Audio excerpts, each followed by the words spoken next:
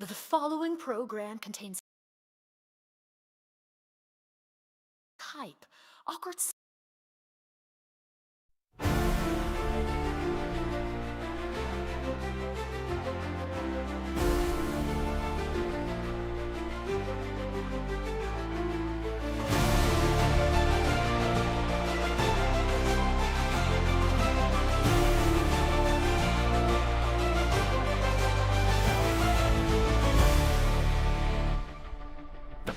is calling, the fight's begun.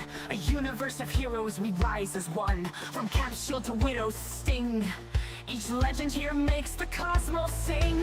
Fulfills the storm, lightning cracks the sky. Strange blends of mystic as dimensions collide. Hulk's rage and doubles, unstoppable force, while Panther prowls, holding his course. Marvel rivals, the legends unite in a clash of titans. Day turns to night. From Iron Man's tech to Spidey's swing, every hero's roar, the anthem they bring.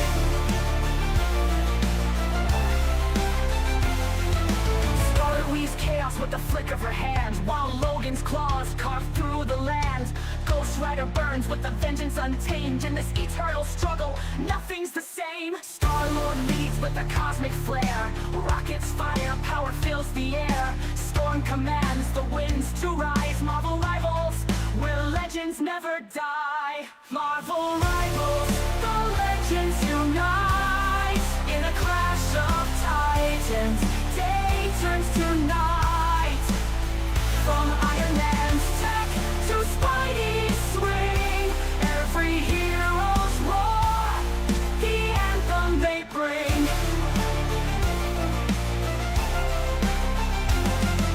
Across the stars, from Asgard's throne to the streets of Hell's Kitchen, they hold their own. Heroes and villains, their fates entwined. The heart of the battle is where we'll find Marvel rivals, the legends unite in a clash of titans. Day turns to night. From Cap's noble stance to Doomstar's reign, the echoes of battle will always remain. So stand with your hero, or take the other side. In Marvel rivals we fight with pride. Each name is a story, each power a flame. Together they shine in this legendary game. Our heroes rise, Marvel forever.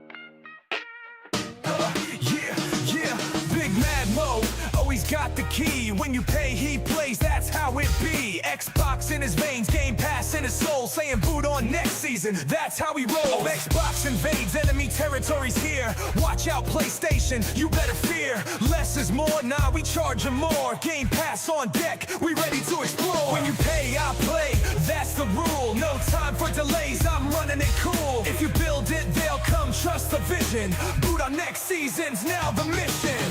When you pay, I play, that's the motto. Xbox power, making games feel like lotto. Game Pass is king and it's always in effect. We're taking over, no need to second guess. Left fans more, PlayStation's gone cold. If you're charging them more, you're already old. Big Mad Mo's got the controller, never gonna stop. Xbox in his hands, he's climbing to the top. Game Pass is life, yeah, that's the move. If you're not on board, then you gotta lose. PlayStation shaking, they're feeling the heat. Mo's got the power, the game's obsolete. Charge them more, keep raising the stakes. Meanwhile, Mo's in Game Pass, no need for breaks. When you pay, I play, no time for doubt. Big Mad Mo's winning, he's never backed out. Boot on next season is the ultimate flex. You know he's dominating Xbox, no stress. When you pay, I play, it's Xbox for life. Game Pass is rolling, no need for strife. Less res more, but we charge them more. PlayStation's feeling the heat, it's a full-on war.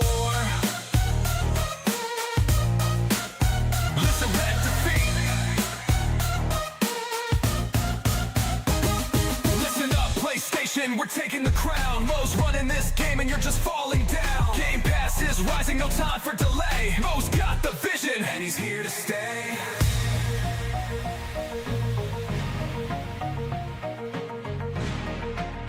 Just admit defeat. When you pay, I play, it's a legacy. Mo's got the power and Xbox is free. Game Pass for life, it's the ultimate win. So grab your controller, let's begin again.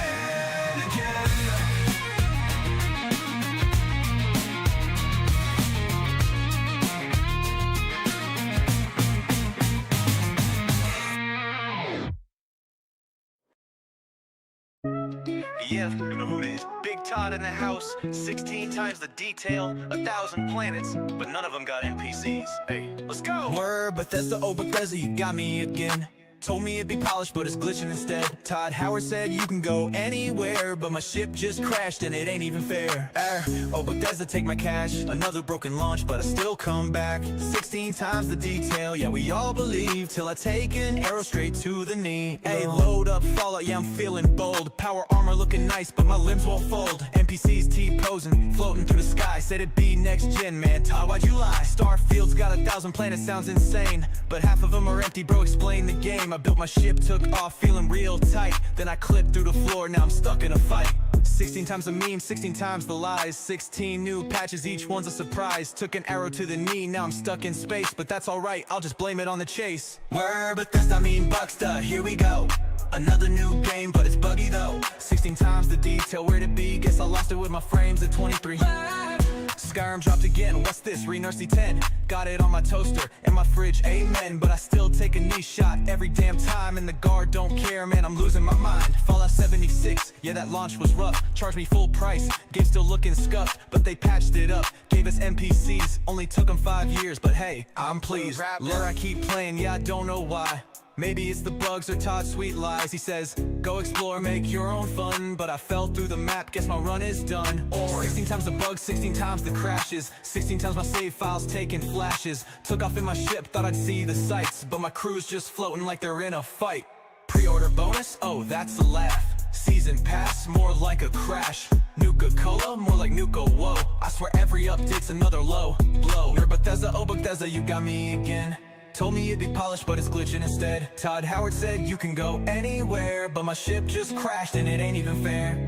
Oh Bethesda, take my cash. Another broken launch, but I still come back. 16 times the detail, yeah, we all believe, till I take an arrow straight to the knee. Man, I swear I'm done this time, until Elder Scrolls 6 drops. Hey Todd, you win again.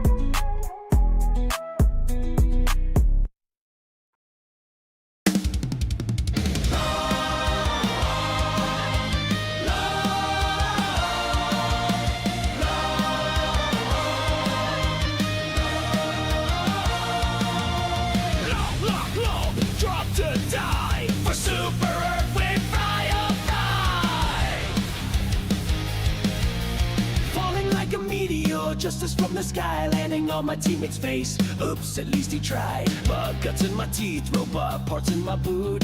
I asked for ammo, got a turret to the snoot. I'm not a hero, I'm a highly trained mistake, with a stratagem plan and a back that'll break. Helldiver die, scream democracy while we melt the sky. Ride the fire, feel the blast, and blow your squad to bits real fast. Helldiver die, call in freedom, then kiss it goodbye. If you ain't on fire, are you even alive? We bring peace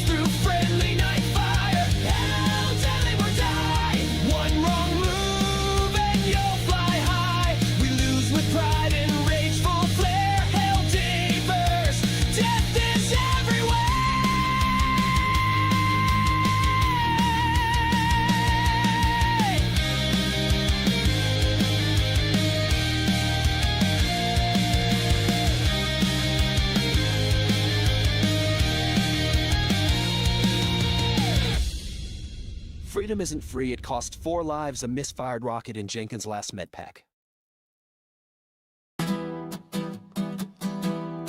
Well, I booted up south of midnight, feeling fine. Got my spells, my sass, I'm ready to shine. Then boom, big beast, 20 arms, breathing fire. I died so much, my controller retired. I tried to roll parry and dash on cue. Game said, get good. I said, nah, I'm through.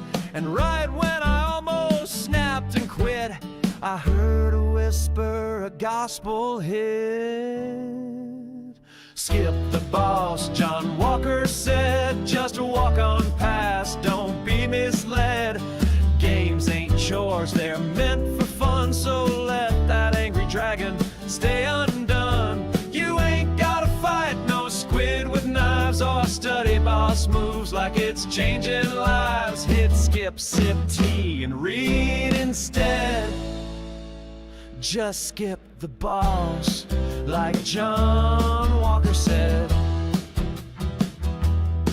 Now soul slikes, they worship pain and strife, where every boss wants to end your life. You farm some moss, find a stick, pray a bit, then die, cause the lich had a one-shot crit. But John Walker, nah, he ain't about that grind. He writes long blogs where he speaks his mind. Says bosses suck and should all be skipped, except the ones that let you cheese and dip. Skip the boss, John Walker wrote. They're gatekeeping trash, that ain't no joke. A game's no good if I'm stuck in place. Let me click through with some style and grace. Don't wanna learn his six-phase plan. I've got books to read and shows to stand. Let them roar and foam and drop undead. I'm skipping him, like John Walker said. Boss music swells, flames ignite. Hood says you died, but you all tab mid-fight. You went on Steam, left a review, unplayable. There's a boss 0 out of 10. Respect. Skip the boss, we chanted song with John Walker. We all belong. To heck with trials and death-filled zones.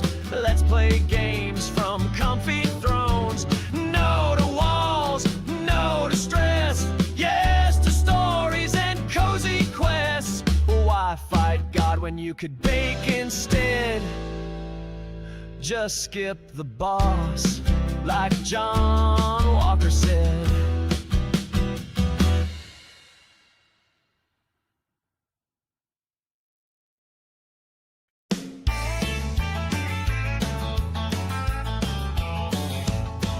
Well, the flood rolled in and the quake rolled through. Now the town looks like a construction zoo. Pipes are bent and the roads are cracked. You guess who's back with a dozer pack? I got my hard hat, vest, and snacks. A crane named Judy and a dump truck named Max. You call it chaos, I call it a job. In Roadcraft, baby, I'm a cleanup god. Oh, whoa, I pave it, I grade it, I lift it with flair. Spin my excavator like I just don't care. I'm digging trenches like I'm digging for gold. Fixing disasters never get sold. From mudslides to sinkholes, it's all on me. I'm the MVP of debris. Roadcraft, we build it back with a little bit of sass.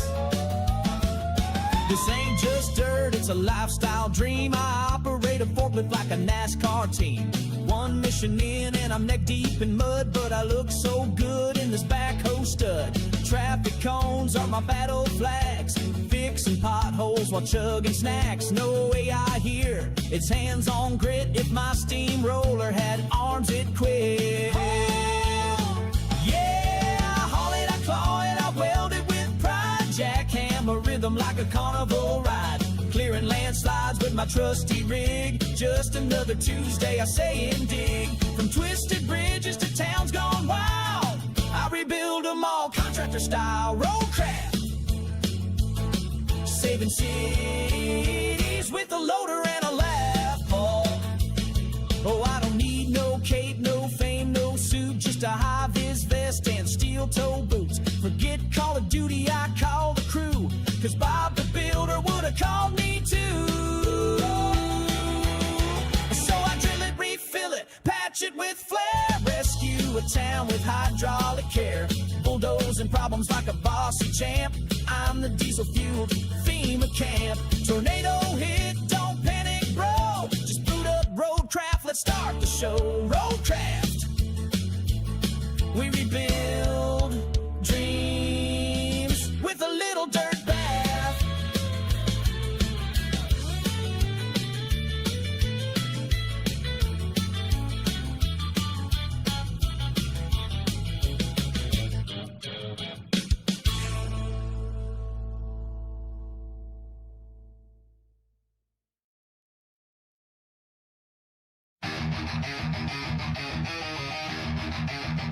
I'm too old for this crap. I've seen it all. Games used to be made, then sold. Now, they ship it broken, they milk you dry, and these shill reviewers lie. I ain't Bungie, F them. Running up the price, broken at release. Every damn game needs a patch. It's a joke, it's a tease. They knew it wasn't done, but they pushed it out fast. Now I gotta wait a year till it's fixed. Kiss my ass. I don't wanna hear a thing until it's finished. They know when the game is done, but they still diminish. Make a game, sell a game, stop the greedy gimmicks. But they milk it, break it, loot box, take it. Damn it, I'm furious. Mow your industry. They lie, yeah, sternly. Mow your industry. It's all just robbery. Every ad they drop, full of corporate lies, saying it's revolutionary, but it's copy-paste disguise. Microtransactions, loot crates, scummy tricks, selling half a day for full price. Makes me sick. I'm too old, I've seen it all, it ain't impressing me. These companies are greedy, just a plague on the industry. I hate Bungie, F them all, selling you a dream that's always gonna fall. Know your industry. They lie, carelessly. Know your industry. It's all just robbery. DLC for the fix should have been in the mix. Day one patch, that's some corporate tricks. Press giving tens, but the game don't run. All these bought out critics need to shut up. Son, know your industry. They lie, carelessly. Know your industry. It's all just robbery. They know when the game is done. I ain't falling for it no more. Make a game, sell a game, and stop the bullets. I hate Bungie.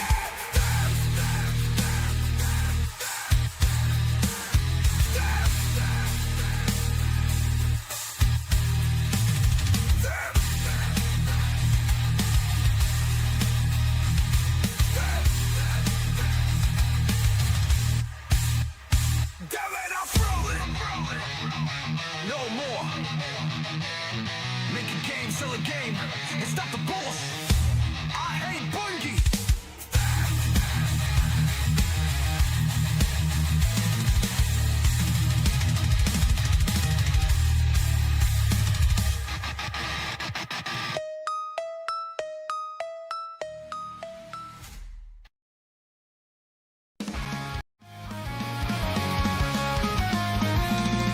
Wake up to the sound of the daily grind.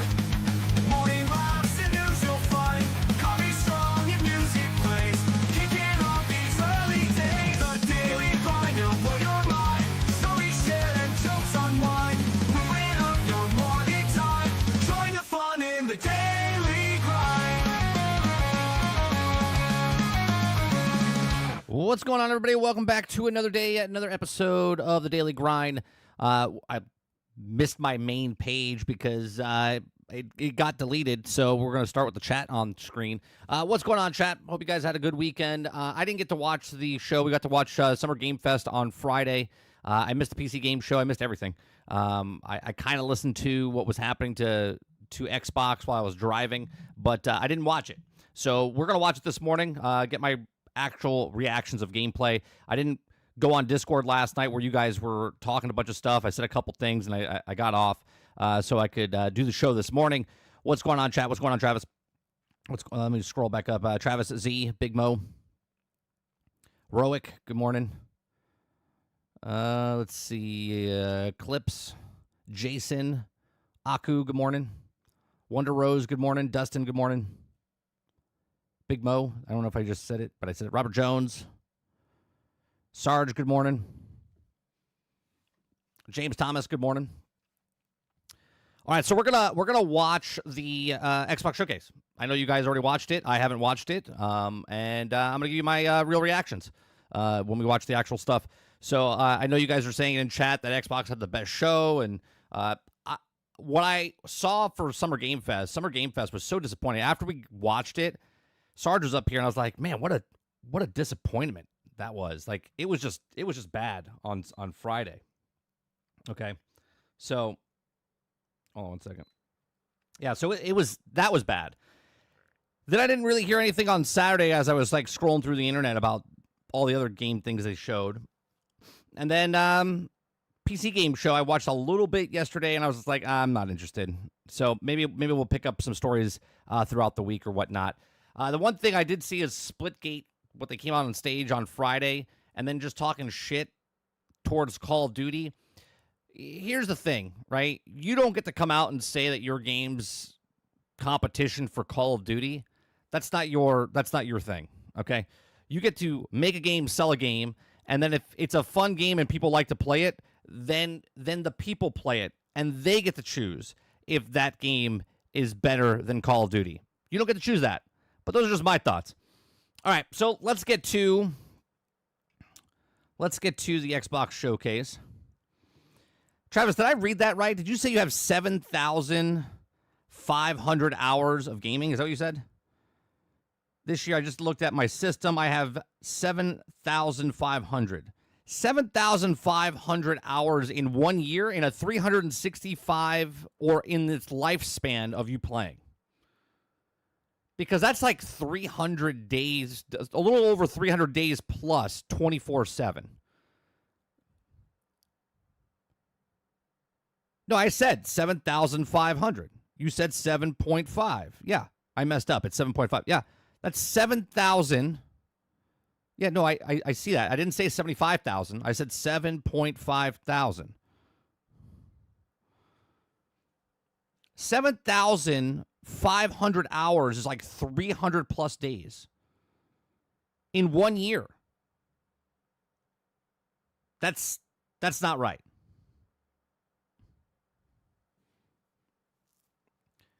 You played 312 days worth in 1 year. That would be 312 days at 24 hours straight at 7,000. I only work 2 days a week. Well, mathematically, we could figure that out. How many hours do you work a day? 8. And you work 2 days a week. 52 weeks times 2 is 104 days. 104 days. 6? Great.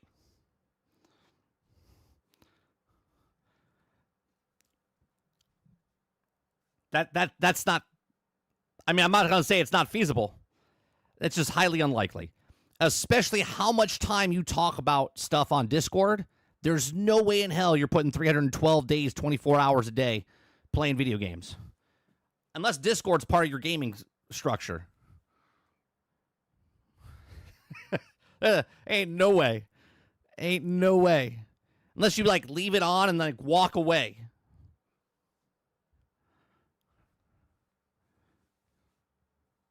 That's what I'm saying, Aku. There's no way. It's like average of that's like 20 hours a day for 365, and he sleeps, and he talks on Discord for hours. There's no way. All right, let's get started with the Xbox Showcase. Ain't no way 312 days worth of gaming.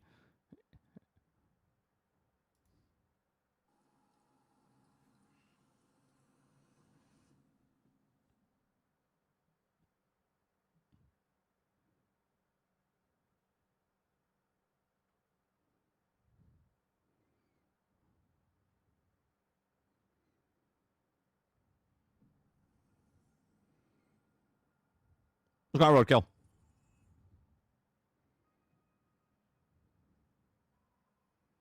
Oh, this is Outer Worlds 2. Oh, you guys can't hear. I got you. I got you.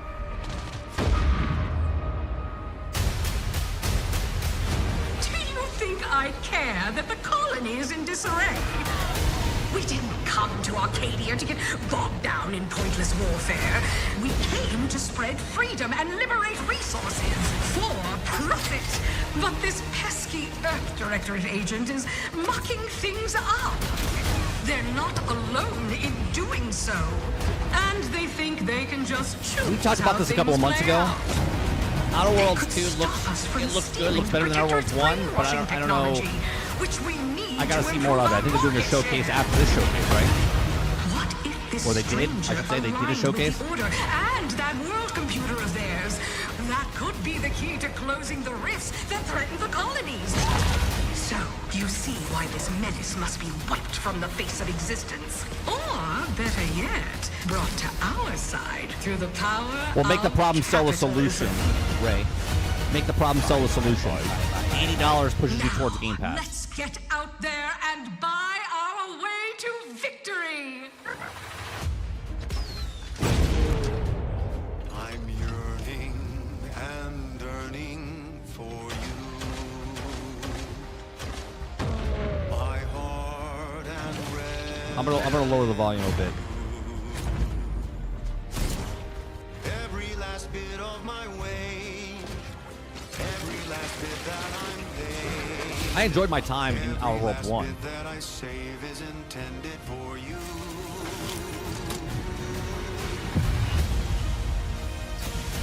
Obsidian's busy. Although the cost may be high, one day I know you'll be mine. No, I didn't see that roadkill. Someday perhaps I'll own two. For now I'll take one that's brand new. 'Cause I'm yearning and yearning for you. Come on, Argus. An adventure made for capitalism by capitalism. Inflate our impressions and egos by staying tuned after the showcase. That's funny.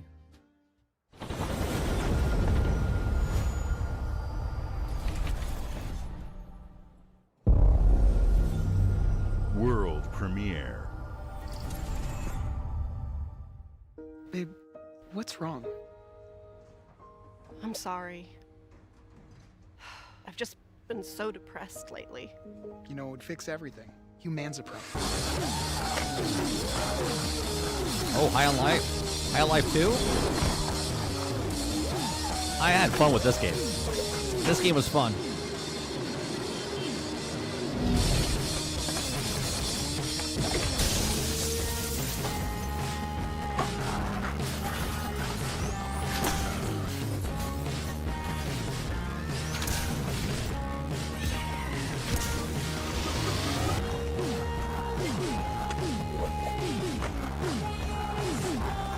Obsidian's Microsoft's best studio. I would say Obsidian's the Insomniac for Sony. You know what I mean? The amount of games they've put out the last couple of years.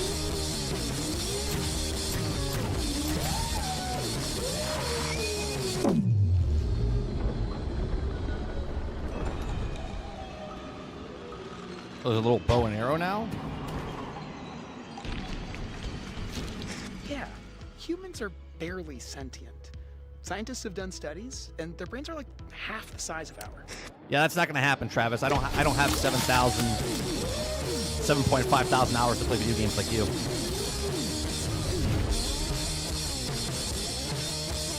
This winter. So this winter could be December, January, or February.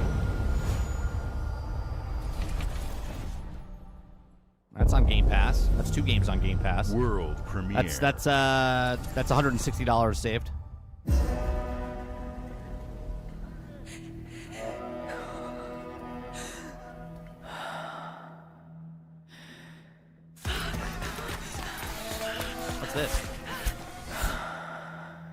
That's a rhetorical question, chat. Don't tell me what it is, because I haven't seen it yet. So.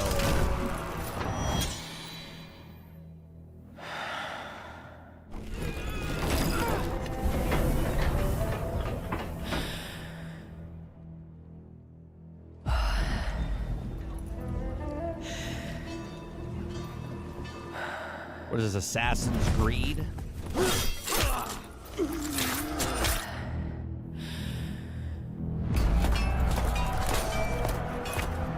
All right, I'm going through some.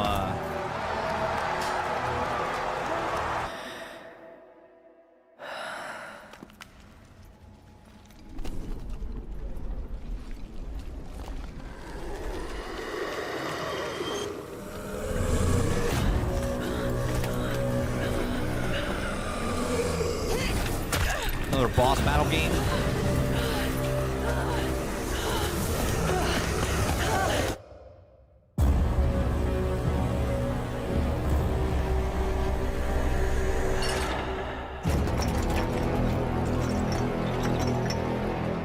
Renaissance, a Plague Tale Legacy. Oh, a Plague Tale. Oh, not on Game Pass. Okay. Play anyway. Oh no, play it day one on Game Pass. Here, that's 3 games on Game Pass. That's was that $240 now?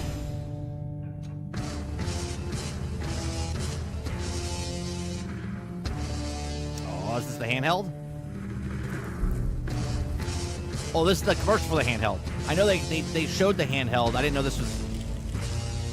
This seems very interesting, and I want to say I was right again. Right? Because I said, why would Xbox, this is before we even knew about this thing, I said, why would Xbox make a handheld when they can just team up with somebody to make a handheld?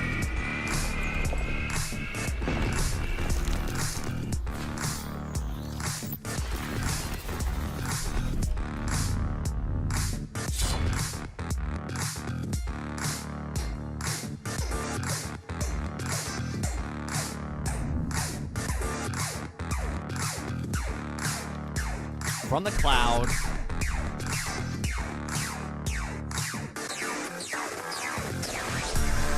Swap library. That means you can switch from your battle.net. Okay, Discord, Xbox, Steam. This is gonna cost what, $1,000?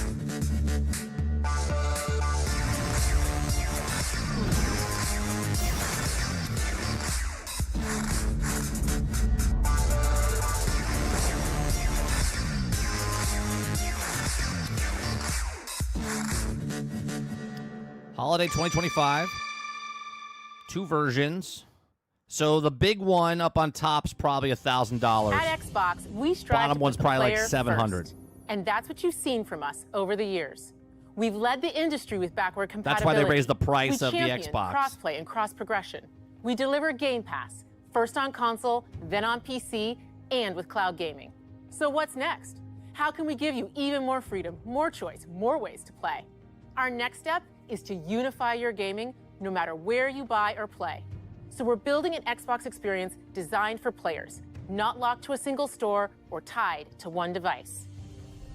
The Xbox Ally is an Xbox you can hold in your hands, bringing together the power of Xbox and the freedom of Windows. On this Xbox, you can play games Nobody across wants your Windows, entire let's be library, honest. including all the Windows PC game stores, from Xbox and Battle.net to Steam, GOG, and Ubisoft Connect.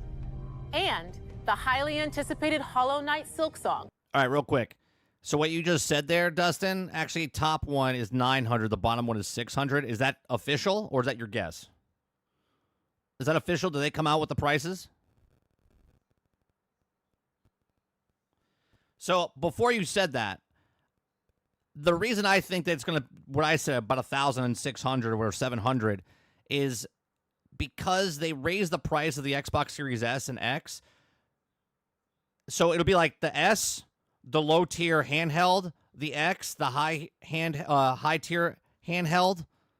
You know, that's why they raised the price of the S and the X, because this price is going to be pretty high for the handheld, and you got to make a choice. Do I want the S or do I want the portable S? Do I want the X or do I want the portable X?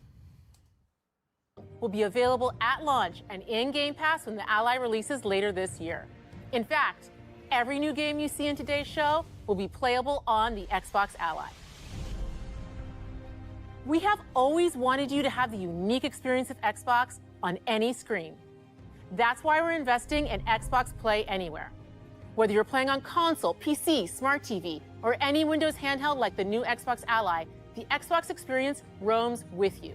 Your library, progression, friends, and achievements. There are over 1,000 Xbox Play Anywhere games on Xbox today.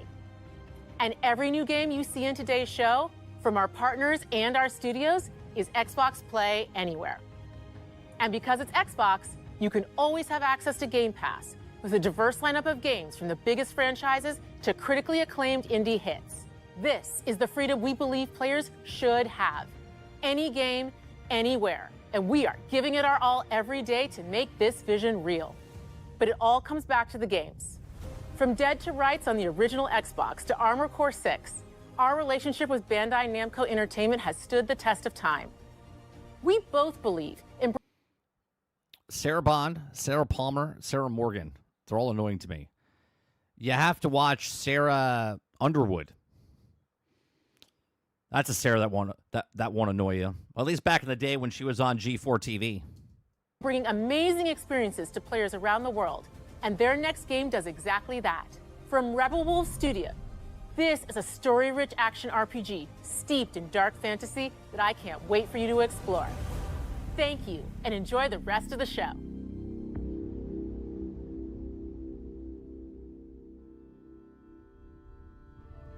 Destin has already confirmed that you can play Spider-Man on the Xbox handheld, by the way. Oh, nice. Yeah, so here's my thought process before we watch more stuff. I think the handheld... Now, obviously, this is ROG doing this. This is not Xbox. Xbox is just teaming up so they can basically experiment and get more people in the ecosystem. And then when their handheld comes out 2 years from now or whatever, when their official handheld, which I think was stupid, by the way. I think them making it is stupid. Okay. I think ROG, not Xbox, they should lower the price of this. If ROG lowers the price of this, okay, and they make it comparable to what the Nintendo Switch 2 is, at least the lower tier one. If the lower tier one is like $450, this thing's flying off the shelves. Flying off the shelves. Because they'll make the money off of, I don't know what their deal is with Xbox or Steam or Epic or all the other stuff. But if they get a percentage, they would make a boatload of money, ROG, for selling these handhelds. This could be the number one handheld sold on the market because it has everything, okay? Because you buy this, then you can play the, not day and date, but the games that were on PlayStation that are now on Steam, you can play PlayStation games on it. You can play Steam games on it. You can play Epic games on it. You can play Xbox games on it, right? So there's so much stuff that you could play on that one device, and if they put it at the 450, even at 500, that's flying off the shelves. Just my thoughts.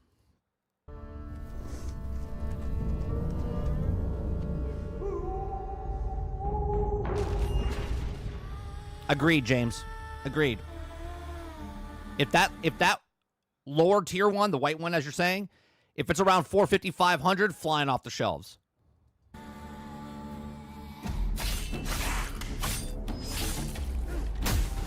Because of the convenient factor. Because of the convenience factor. Monsters have always been here. Watching from the shadows. And when we were at our weakest, they came out into the light. We feared for our lives, but we should have feared for our souls instead. Yeah, you're buying directly from the storefronts, but what I'm saying, Jones, ROG Ally might have a deal in place where they get a small percentage. Because when, again, just my thoughts. Okay, I don't know what their deal is, their deal structure is. But what I'm saying is, if they decide to make something and they put that on there, they're drawing more people. It benefits Epic, it benefits Steam, it benefits Windows users, Xbox, whatever. So maybe hand in hand, it benefits ROG Ally because those things are on the device, and it benefits those because more people get to play the games on those things, and they don't have to be at the computer. They don't have to be on a console. So maybe they get a small percentage. Not sure. The vampires didn't come to kill us. No, they came to rule. To turn us into mindless. That's another reason, Aku. Buying it on PC or buying it on Xbox, you could play it anywhere. Docile cattle. Not me, though. They tried to change me into one of them. But I became something else instead. Oh, for sure. They're definitely getting money from Xbox. For sure. Their worst nightmare. What is this? Like an adventure game? A Dawnwalker. Is the game called Dawnwalker? Trapped between the two worlds. Fighting to even the score. Fighting to understand the evil behind it all. He is out there watching, seeping into you, growing.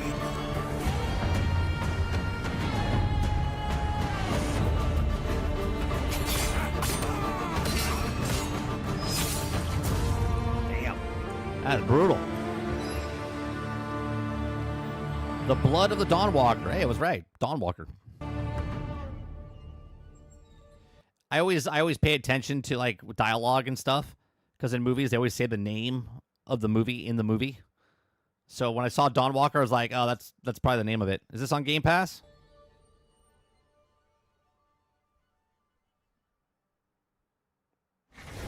I know what? Let me back up there for a second. You see how they actually put it on the actual screen? Look, we're at an Xbox game show, and they put a PS5 on there. They're not trying to trick you in any way, shape, or form. They're not saying that this game is just for Xbox, and then you find out after the show that it's for PlayStation. They're literally putting it on the screen so you know, oh, it's going to PlayStation 5 as well.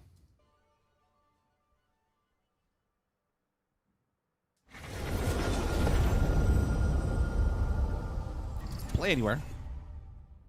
Oh, no Game Pass. All right. World premiere.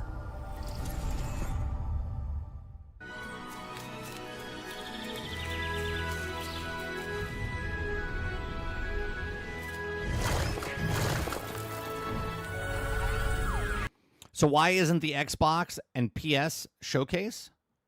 Why isn't Xbox and PlayStation showcase? What do you mean, D-Money? Why isn't a PlayStation showcase? Because they had their own showcase, which was very lackluster. And 12 of those games are coming to Xbox. And I would assume that majority of these games are not coming to PlayStation. So that's why it's not a PlayStation and an Xbox show.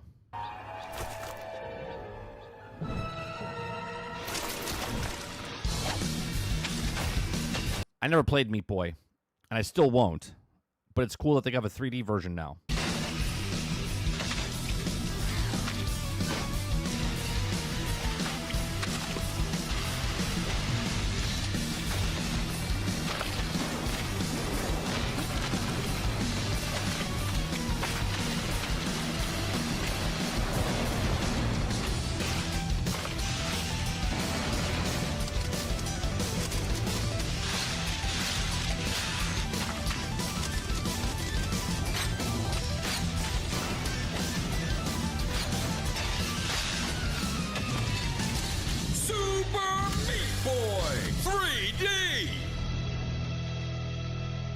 For everywhere. Look at that. S, PC, Cloud, Steam, Epic, PlayStation. No Switch. Is it on Game Pass? It's on Game Pass. There you go. It's a lot of money saved, dude. We're at like 300 plus right now.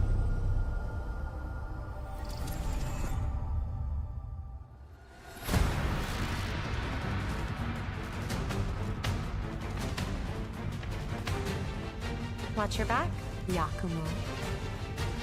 Team You're a Ninja. wanted criminal now. I'll kill the Dark Dragon myself. It's my mission.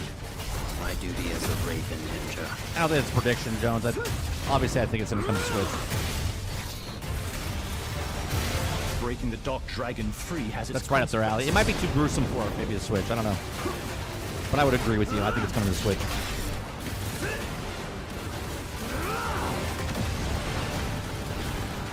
Oh, does it? Bottom left? Okay. This is it. Sayori. Ryu, there's something I need your help with.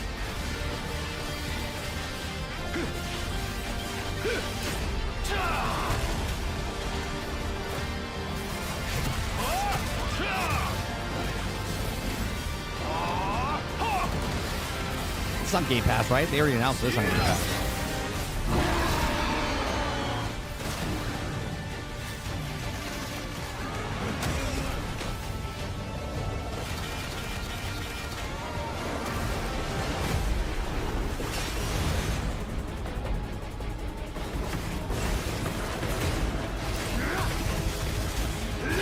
The Dark Dragon is mine.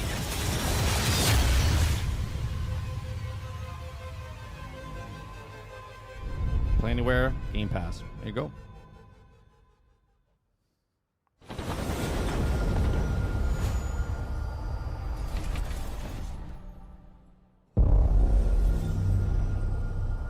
Bethesda.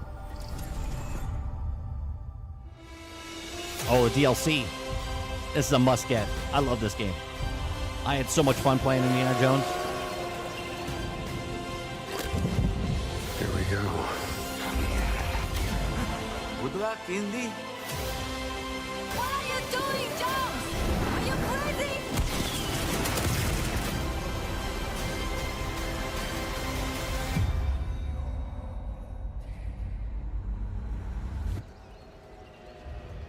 This is where it starts. Beneath the streets of Rome.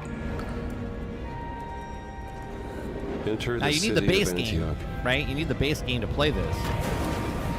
Find a secret relic. So this probably won't be on Game Pass because Bring it's it back DLC. to the Holy See. Defend So you'll probably have the to pay for it, secret. which is fine. They worshipped the giants.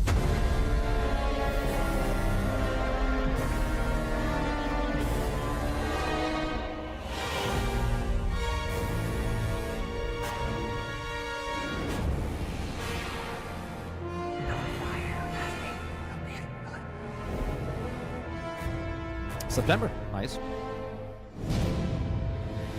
Play now with Xbox Game Pass. Play anywhere. The Order of Giants coming September 4th. So play now with Game Pass, which is the Great Circle. But Orders of Giants is separate, right? Yeah, I would assume it's not on Game Pass. That's how Minecraft Dungeons worked so well. Same with Starfield. Starfield, you had to buy the DLC. Sure, but you already paid for it, Thomas. You doing the upgrade, you already paid for it. World premiere. You're not getting it for free.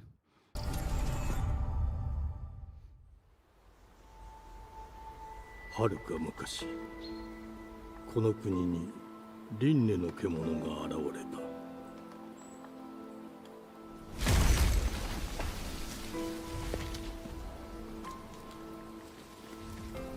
輪廻の獣は汚れを吐き、あらゆる生物を蝕んだ。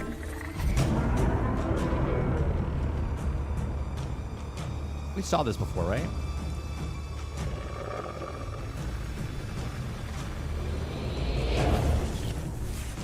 Is this Wu Chang?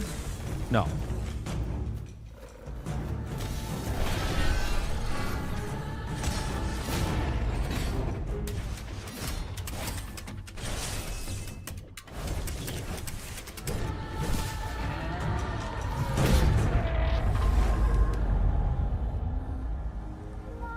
西暦4026年、人類は滅亡を待つのみ。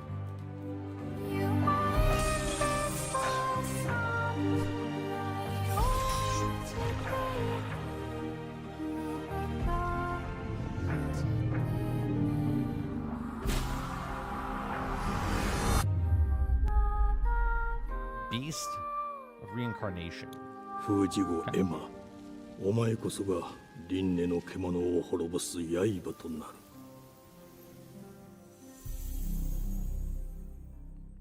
That's on Game Pass? God damn. Wait. We had like 400. We have like 7 games so far? Or like $560 worth of games. If they're $80. We're at like $490 if they're $70. The glittering streets of Avalon sure do shine. This Because they is sink their Clockwork, filth right? down This to that us. thing they showed like 3 years ago? Yeah, it looks like it. You pay for it. Who's for a paper? Yeah.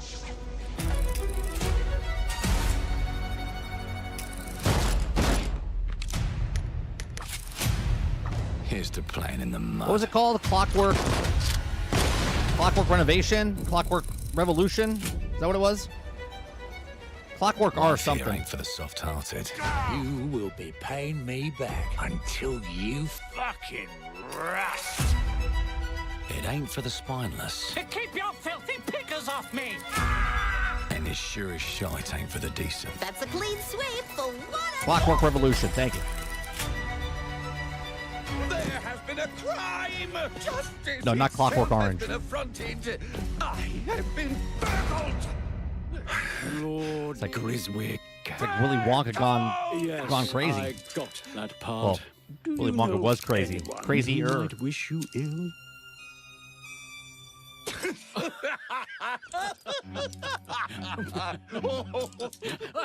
These are the people that made We Bioshock, can't right? arrest and question everyone. Let's see if we can narrow the suspects down a bit. I noticed a lot, at least in this showcase. Trust your Less instincts, talking, sir. Tall. more gameplay. Yes, sir. Built rather slim, well muscular. Mm-hmm. Was very quick, agile. Go on. With a mustache. No, larger. I see. Quite fashionable.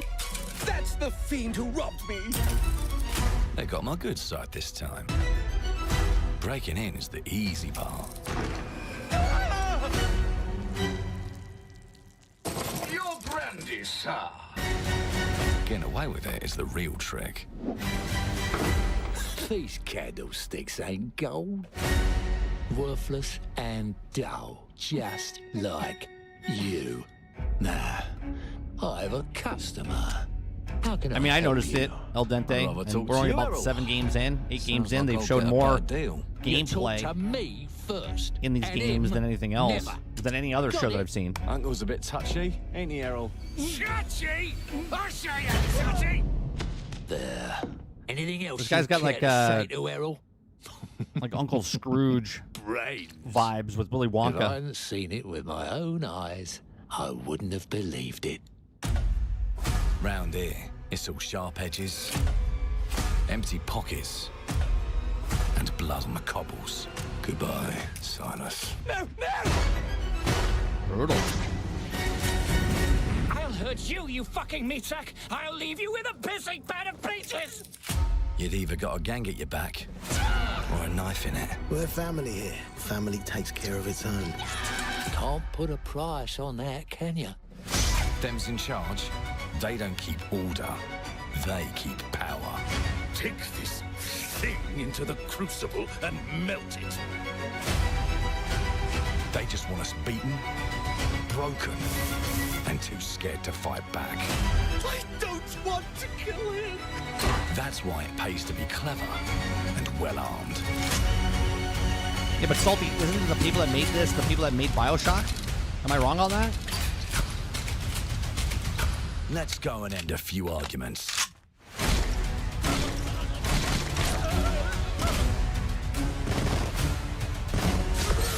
Don't get cocky. They've got a weapon far worse. Time. And if they can rewrite Travis, history, I literally said in the very beginning of the show we're going to be watching that after this. they can rewrite us. But look who just found Mummy's keys. Which is the Outer World, not this though. Did they do an Now I expansive can of fiddle this? with time. We're watching the Xbox thing today. What Put we're the doing. bullet back in the barrel. Bring the chaos to a crawl.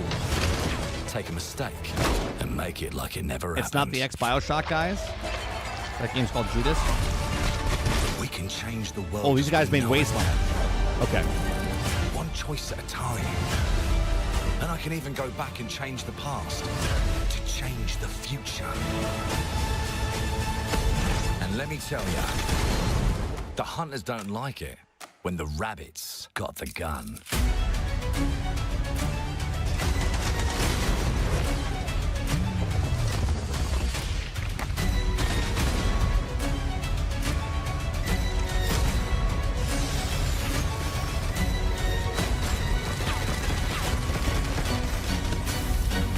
Yeah, but at least they're showing gameplay, D-Money.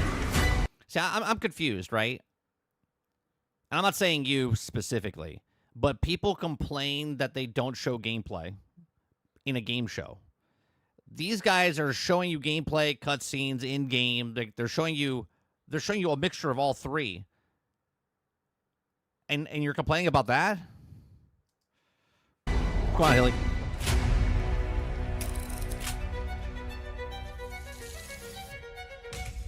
Now let me alone and pick. Coming in due time. What does that mean? 2026, 2027? Because they showed this, what? I want to say it was like 3 years ago they showed this. Off.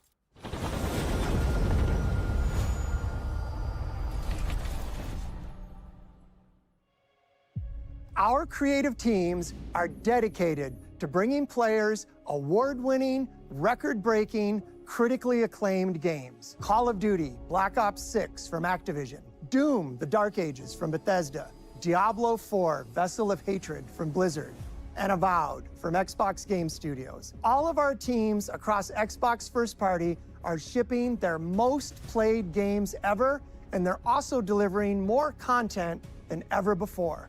From original single-player experiences to vast online worlds, our teams are empowered to build the games they've always dreamed of. We want our players to have the choice and flexibility of where and how they play the games our teams make. So of course, our games will be available day one in Game Pass, and every new game we make for both Xbox consoles and PC will be Xbox Play Anywhere. That to me is the biggest maneuver. Right there, that's the biggest maneuver. To play anywhere, right? Right? If you're an Xbox person, you can play it on Game Pass with a subscription model. If you're not an Xbox guy, right, but you buy on PC through them, you can play it on there, you can play it on the Xbox, you can play it on your phone, you can play it on the handheld, you can play it on the TV, you can play it anywhere, you can play it on the play, right? And then they're putting games over on PlayStation as well. On behalf of our creative teams, thank you. These experiences don't stop when you put down the controller. As you've seen in recent years, more and more of our characters, stories, and worlds are expanding to brand new audiences through TV and film. A Minecraft movie and the Fallout TV series broke Chicken Jockey records and brought millions of players into the game. We have more projects in the works as gaming continues to influence film and television like never before. When it comes to growing new franchises, Obsidian is having a year like these guys are pumping out games left and right, man. No other. From launching a one studio takes 3 to 5 years to make a game. They're making multiple games in the same year. Blockbuster new game like Avowed to the upcoming release of The Outer Worlds 2 this October. Obsidian is always delivering great games, and they have a third game launching this. A third game? Hold up a second. They made Grounded. They were doing Grounded. All right, wait. They did Outer Worlds, then they did Grounded, right? Then they're doing Avowed, then they did Outer Worlds 2. This year. You'll get to go deeper on it in our Direct, but until then, let's take a look.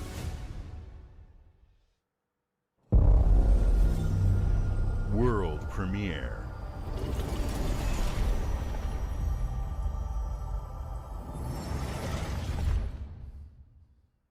I told you, you can't run from me. Oh shit, they're making ground DLC?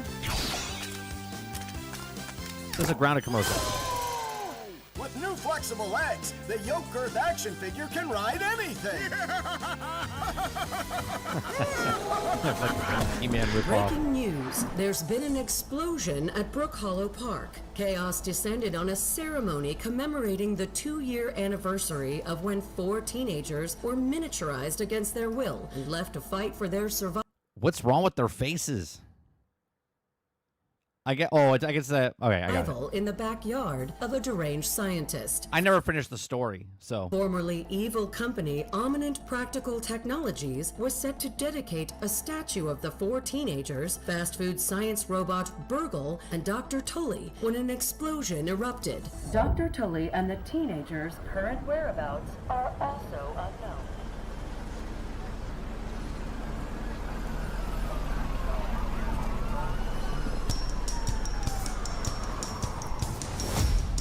You gotta keep them separated. DMCA.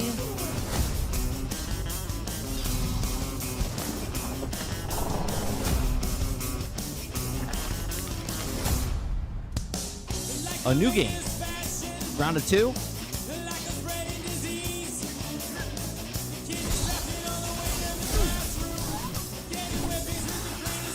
I wonder why. I guess, well, I know why. They want to make money.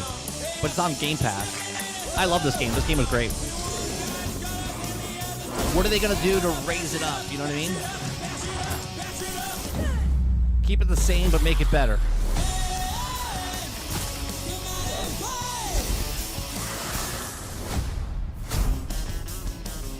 Okay. Wow. July 29th. What is Obsidian doing over there? What's Obsidian doing over there? How many employees do they have that they're making all these games?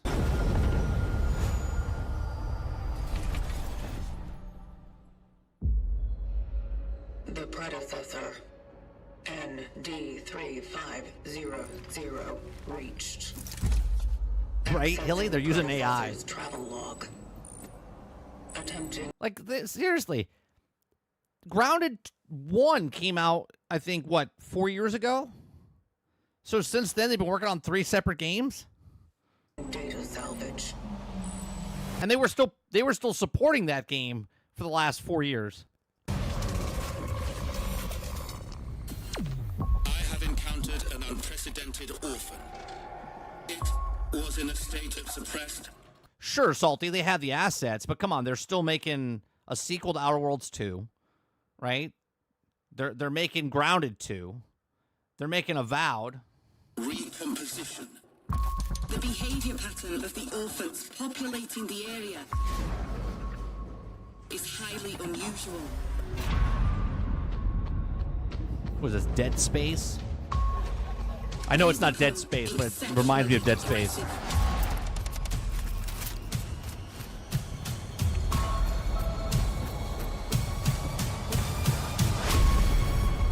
It is highly recommended to proceed with caution.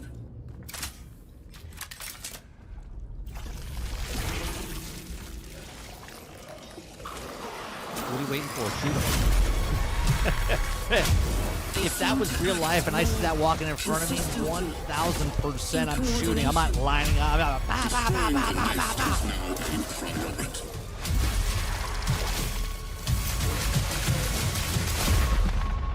Such is our calling. Such is our calling.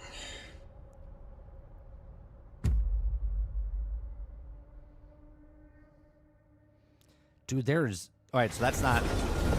Wait, what was the name of that? Chronos. Okay. You would run the other direction. I would shoot and then run. I'm definitely not running towards it.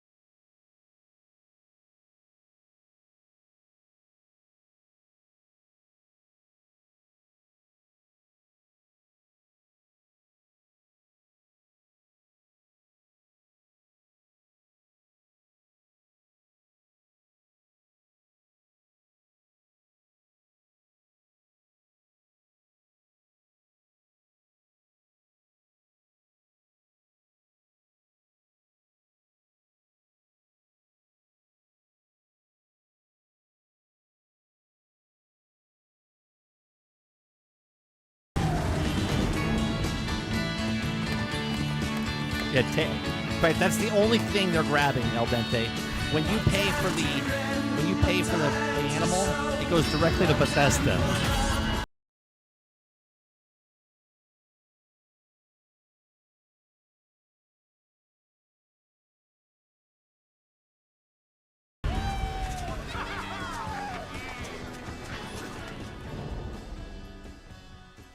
Online season of the Worm Cult, June 18th.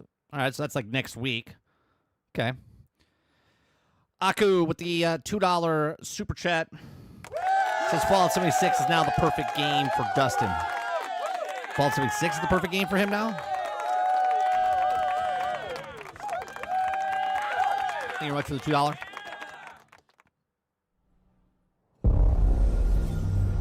World premiere.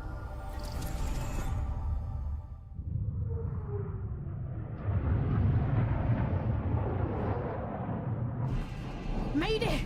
Mayday! Hold one to mission control. We're falling! Put your visor down. Thomas, the ship's breaking apart. There's no time. Evacuate now! Thomas, come in! Ariane.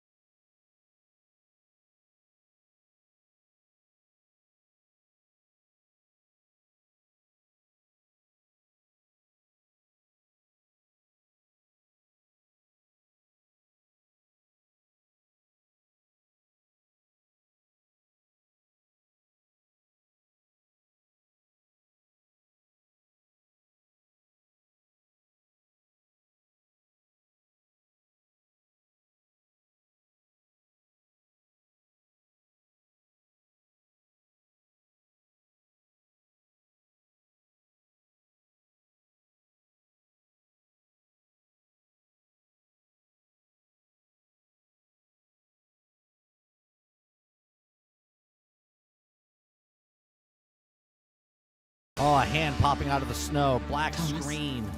Oh. Wherever you are, I'll find you. Fantastic.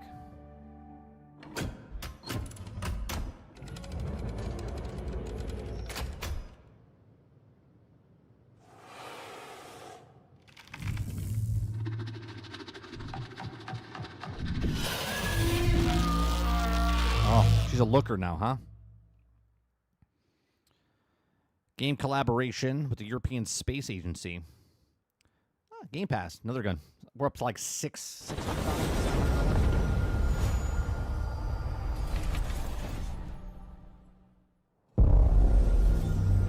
World premiere. Welcome to England, Mr. David. I know this must be a shock, having never met your real father, but he left you this hotel in his will. It's been in your family for generations. Much like What a the caretaker. shithole. He's a little eccentric. You'll see. You're right. El Dente, are they saying something? That the European Space Agency is getting involved? They've seen some shit, huh? Every room used to be in such high demand.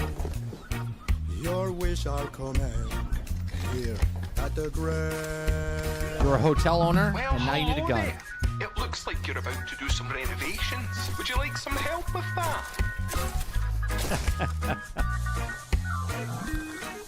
I mean, let's be honest. I'll try it if it's on Game my father Pass. was renovating the hotel when he disappeared? Not just the hotel. He was helping the entire village. You have his power tools. You know, you could It's like pick up Power where you Wash left off. Simulator meets Spray Paint You seem Simulator. like a good man, like he was. I'm in. They don't suspect a thing. Just make sure the locals don't get wind of what you're really up to. Because if they find out, Oh, it's a they will puzzle game, Wickerman too. your ass. You keep looking into things, and things are gonna start looking back. Don't make the same mistake your father made. Okay. In this place, the only one you can really trust is me.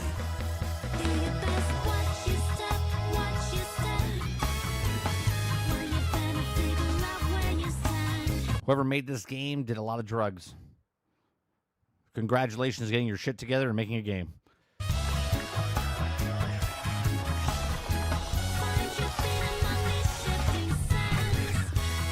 Who's this game for? For whoever wants to play it. That's the answer. It's on Game Pass, D-Money.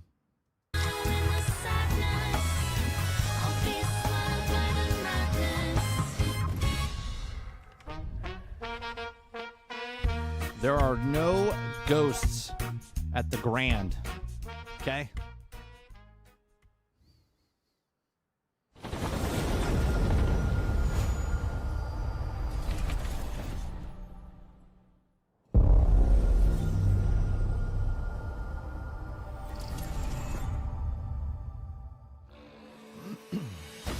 There are as many gods in the world as there are stars in the heavens. And when we need their help, they send us a hero. Who would have Bob guessed Marley is the overhyped. defender of Yeah, my Travis, you just say homeland shit to say shit. would be my daughter. She unlocked the heavenly spear, but is she worthy?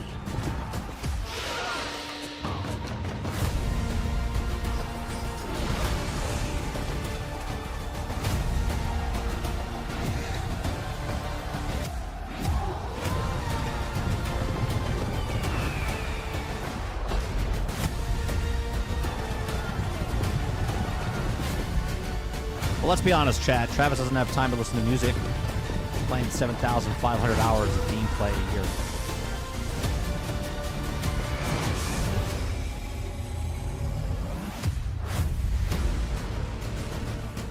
You can't rule if the heavenly spear is mine.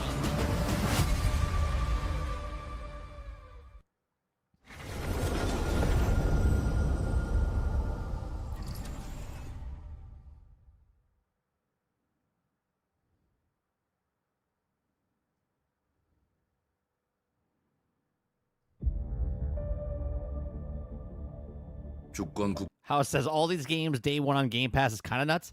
Kind of nuts? Kind of nuts? We've seen, I don't know, I've lost count. There's got to be 15, 17 games. And maybe 2 of them, maybe 2, maybe 3. So, like, we're at 12 games right now, and we're halfway through the show. Right? Halfway through the show, maybe? 국가의 자주적 결정을 누가 허락하는가? 만약 이 결정이 패권 국가의 특정 정치 집단의 이익을 저해한다면 당신의 특정 행동이 대중의 의사결정에 영향을 미칠 수 있으며 반대로 누군가는 당신의 의사결정에 영향을 주려 한다는 것을 인지할 때 자신만의 온전한 입장을 세울 수 있지 않을까? 당신의 입장은 온전한 본인의 판단인가?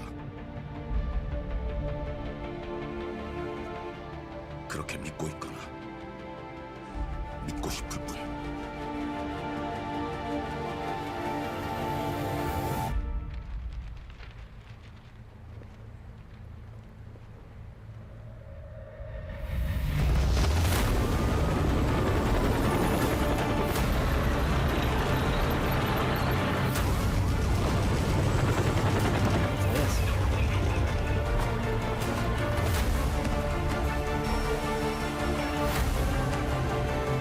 What's this? I like sneaking around. What is this? 당신은 무엇 때문에 분노하는가?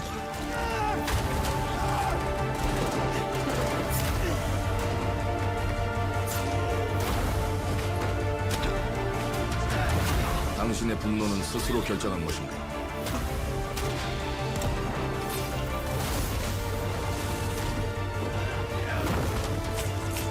누군가 당신의 분노를 이용한다.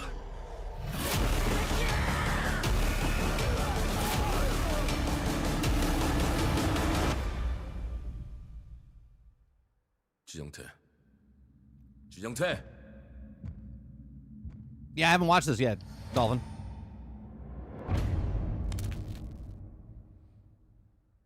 Mudang, 2 hearts.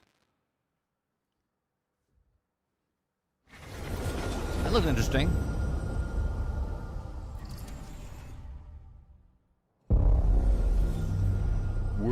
premiere.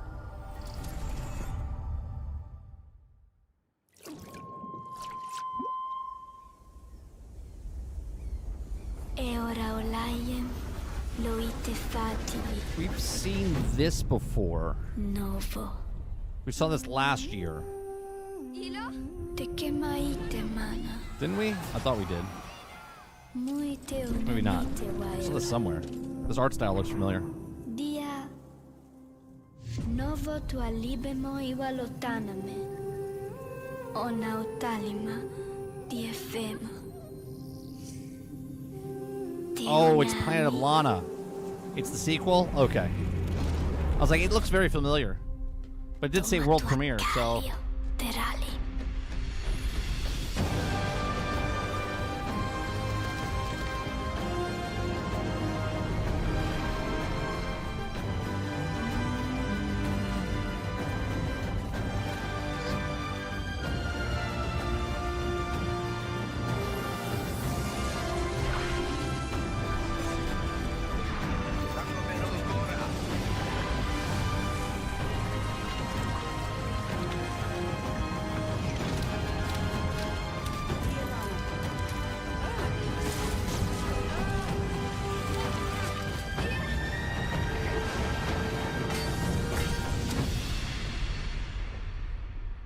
For me, I think side scrollers have to be like 6 to 8 hours. I don't know how long this is. Keep my attention with a side scroller like this. 6 to 8 hours.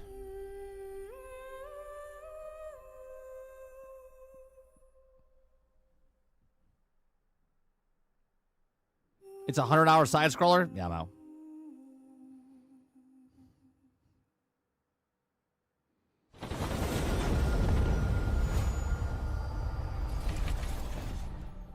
Oh, I'm sure it was good. Oh. But that... It's got to be Fallout 76 or Starfield. All right. I was like, stop it. I was like, how many games is Bethesda doing? Well, hello there. Beautiful day to relax. Oh, did by they the add old fishing? Hole, wouldn't you say? Is that why you made When your it comes $2 to super fishing, chat, Aku? Appalachia is a land The of swim fishing with opportunity. is now a cozy game for Dave? Yes, you'll find fish of all flavors in every walk of waterway, from its mightiest of rivers to its humblest of ponds. Well, I Just can step fish up in to No the Man's bank, Sky on Monday. cast your line, I can fish and when in your Fallout bobber 76 starts on spotting, Tuesday. reel I in can the fish in rewards. Sea of Thieves on Wednesday. I can fish in Elder Scrolls What do you got Online on on there, Jeff? Thursday. Worms. And how are they biting today? See for yourself.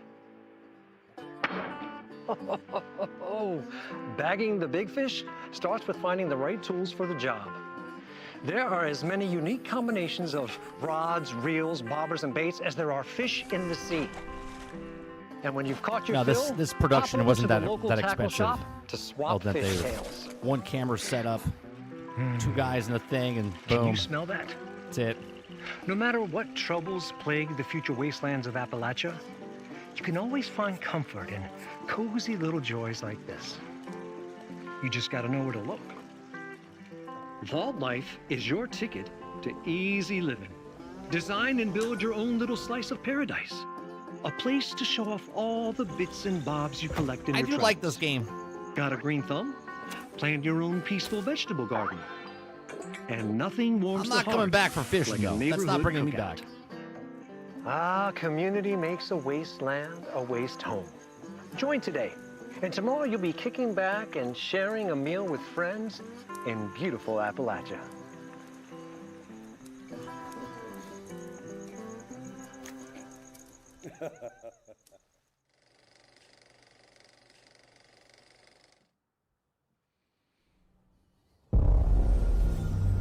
World premiere.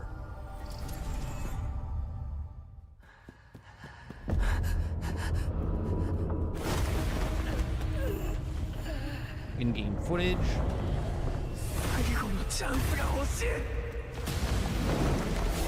Solo leveling Arise Overdrive.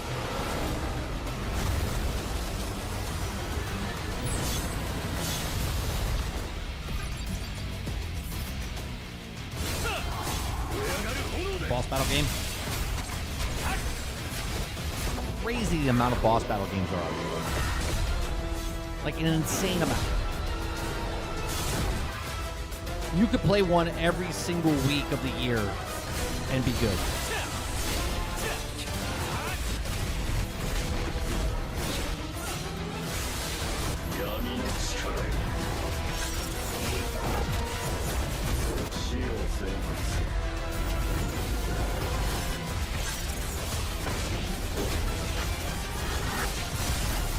Hey man, gameplay, they've shown gameplay for almost everything.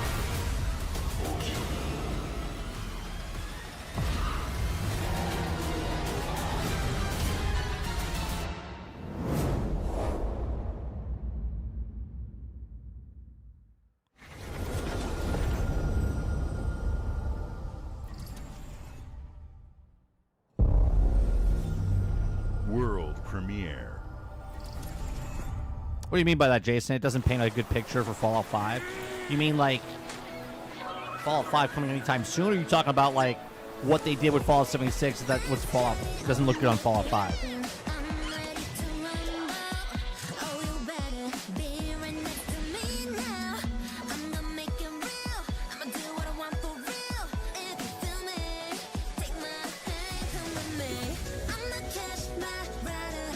What is this? You're not throwing balls at him, are you? You go up to him and smack him? Oh, you fist bump him. Well, there you go. I was just joking. I was just joking. I didn't know you fist bump him.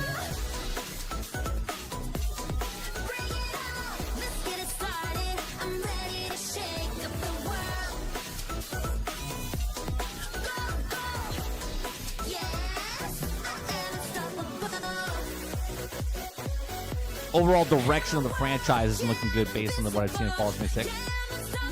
I don't look at it the same way. I think Fallout 76 was an experiment, and I think it stands alone, different from what if they make another Fallout. I see your concerns, though.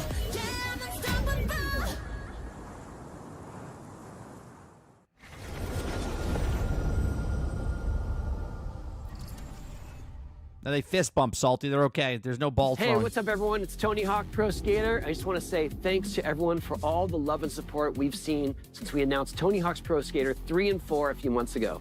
These games have changed my life. But more than that, I've seen them help spread a love and appreciation for skating all over the world. And that means everything to me and the team. I can't wait for you all to experience There's the no game. career mode. It's been rebuilt with so much care and attention to detail. Put career mode with some back brand in. new parks, new music, new skaters, and more. And you can enjoy it all with your friends with up to 8 players in multiplayer. Tony Hawk's Pro Skater 3 and 4 officially drops July 11th, and we have a lot more surprises to come. Check out the launch trailer now.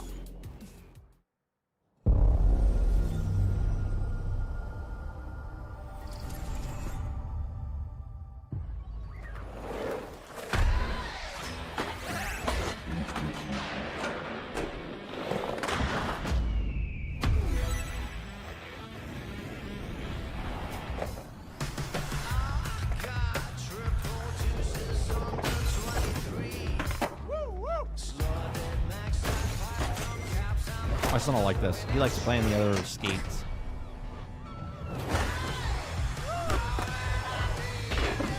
This was a great game when I played it back in the day.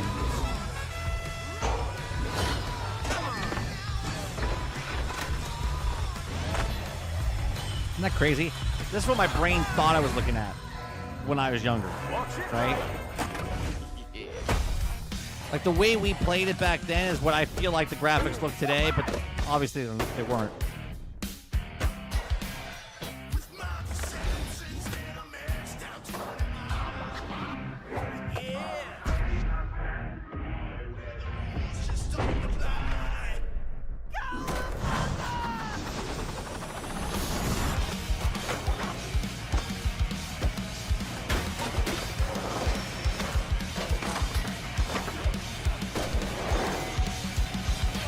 Yeah. Yeah, my son loves it as well, Dolphin. He likes the skate games. I'm sorry. Doom is in here.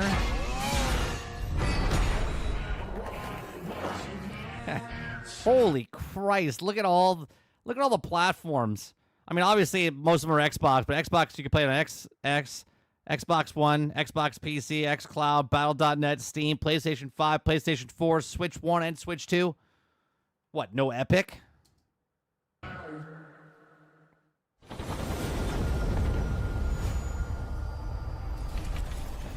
That's from the new Teenage Mutant Turtles, Jason. That's that new art World style. premiere.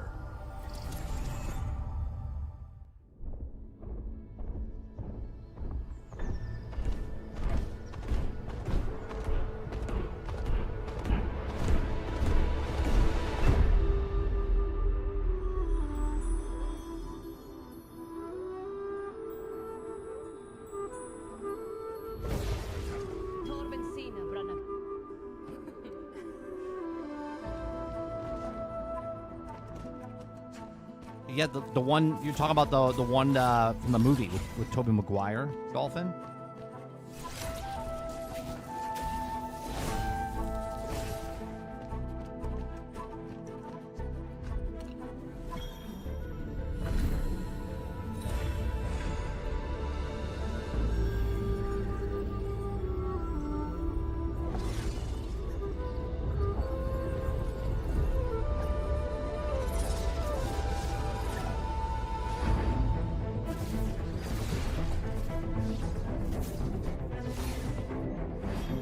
Was this a side-scroller boss battle?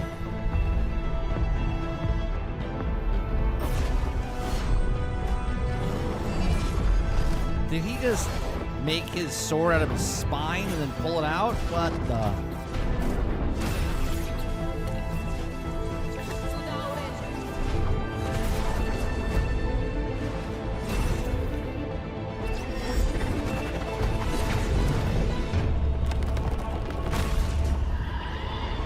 Oh, you're talking about the skate. Sorry, I thought you were talking about the Spider-Man game.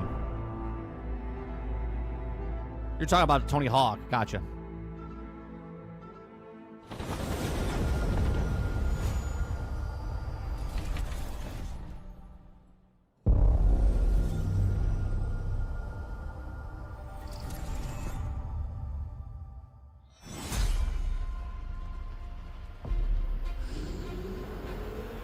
Remaster?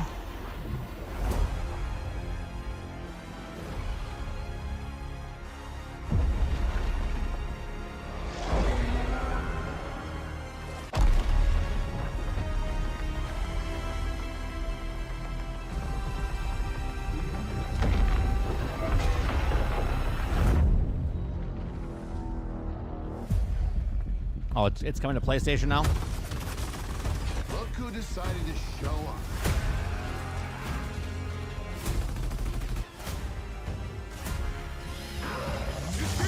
Crossplay is nice. Across all platforms. You think you can still find your way back home, Phoenix?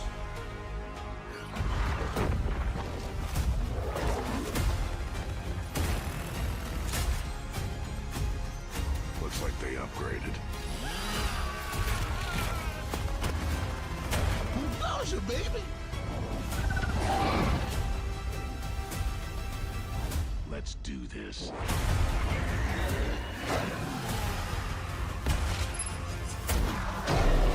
This is gonna be awesome. Yeah, it's crazy the amount of games that are on Game Pass in the next, like, what, 8 to 12 months? Form up!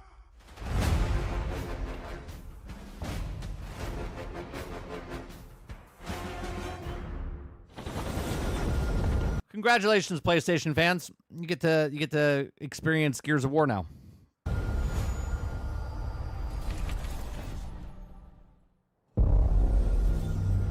World premiere.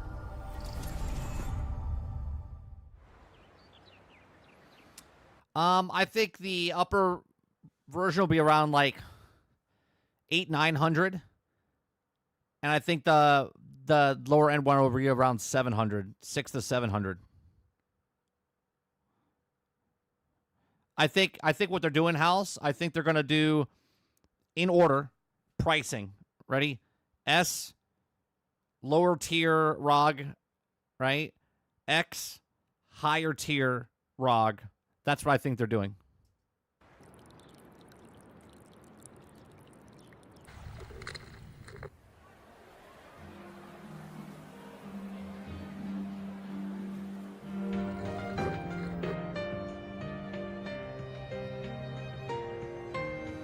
If they do the 450, which I did say earlier, Salty, if they make that lower tier one 450, it's flying off the shelves. They're going to sell really well.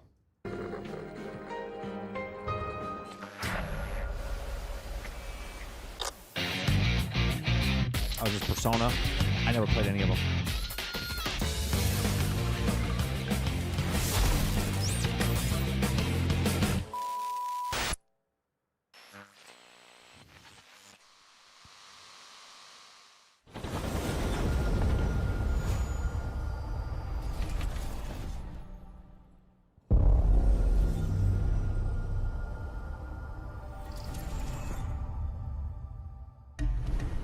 The Smugglers League is always there. But you won't see us. You won't hear us. And the only way you'd ever know it is if that's what we wanted. As smugglers, we deal in the goods others are afraid to handle. Guns, explosives. And don't forget the rum. It's a life of danger like no other. So I guess my question is, can you handle that?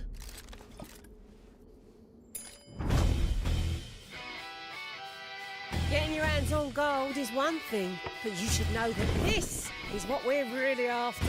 The bigger the boom, the better.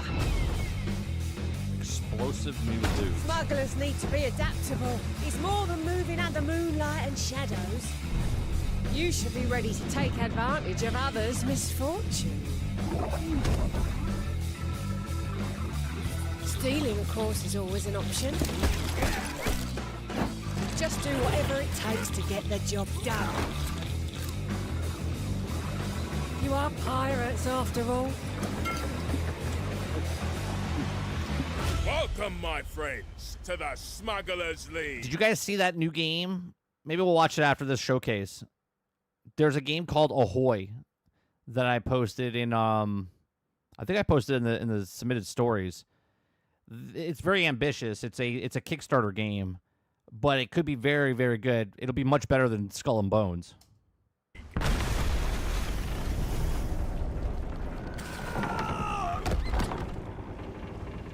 You're paying for that.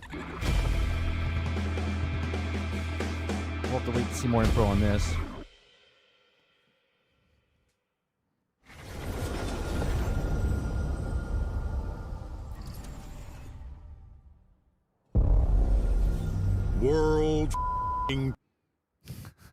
World effing premiere. Travis says, my morning dump is better than Skull and Bones. Oh, Travis. How you forgot that you wanted that game so bad. Premiere. Hope you're not in a hurry because northbound is backed up all the way to 18th Street. And the southbound ain't looking much better. This is ridiculous. Please, come on. Are you one of them? You're here, but it's Oh shit, Invincible?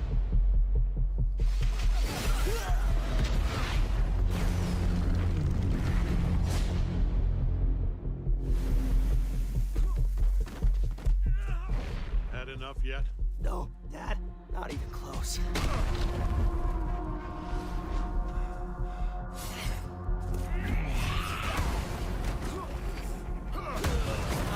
Is this gameplay? This can't be gameplay.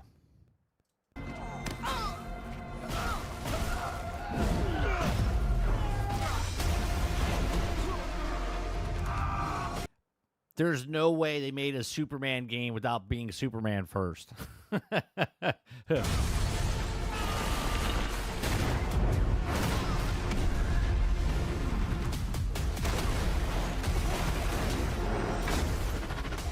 hoped you'd understand why I had to do this. Accept our rule or die.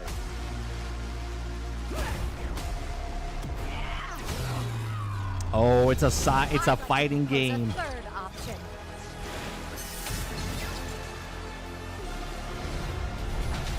I'm not your son anymore. How many times do I tell you that the industry knows what each other's doing and they all release them at the same time? Come on, bro. How in the world are you gonna have this and that Marvel game come out, okay? And they're tag games? I can see it. That's what they're lining up here. I'm the guy who's going to throw you off this planet for good.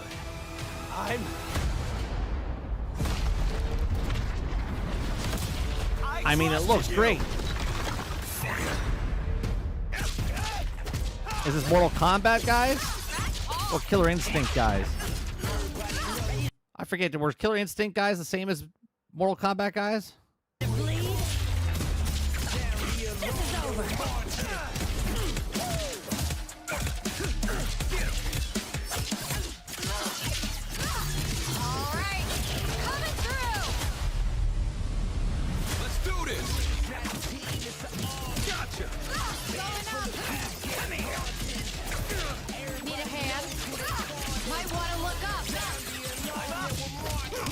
How you like this? It's an army. Look, I like my comic book games comic booky, so I do like the style. I am ending you. I see it all now.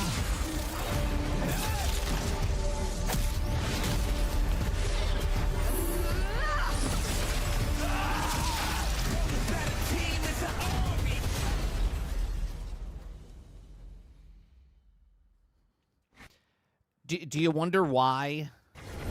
Do you wonder why PlayStation came out with a fighting controller? They know what's coming. And this is my point. When everyone's like, oh, well, Xbox is versus PlayStation and Nintendo, they're all in it together, man. All of these studios, the industry itself they're in cahoots, man. There's no way in hell someone's like, I'm gonna make a fighting game, and I'm also coming out with a fighting game, and I'm also coming out with a fighting game, and we're all coming out with fighting. Get out of here. Get out of here. Right? They know. They're like, all right, it's been about 15 years. Let's rehash the fighting genre, right? Let's put Mortal Kombat out there, Street Fighter 6, what was it, 2 years ago? Then you have this. They know what they're doing.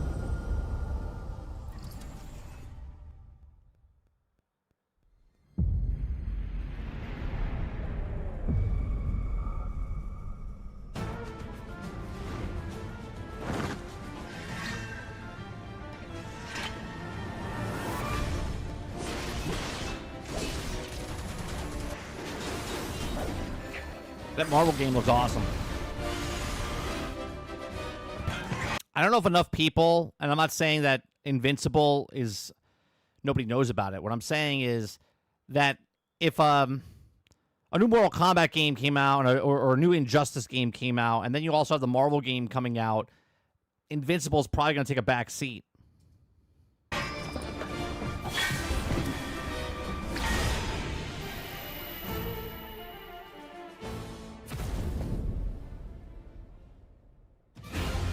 To even the odds. Any objections? Know your place, little lamb. There's no one to save you now. You will answer for what you've done. The flames are around, and the blood has run. My games, man.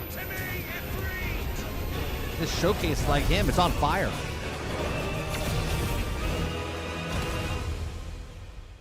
Bethesda cannot endure a second claim upon her being, but she may yet be saved by you.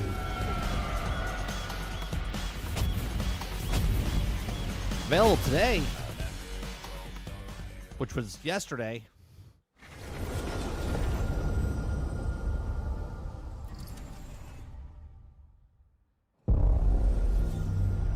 World premiere.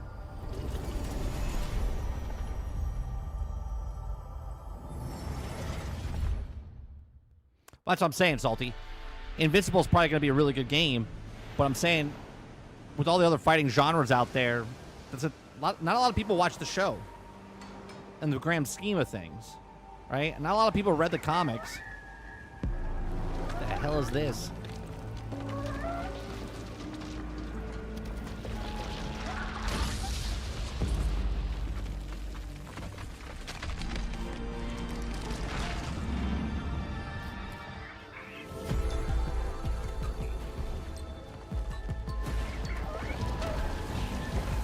What am I, a lighthouse?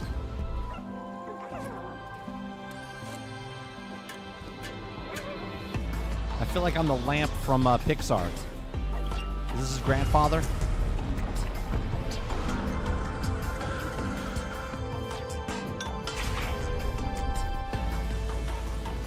That's the lamp from Pixar and the birds from Up.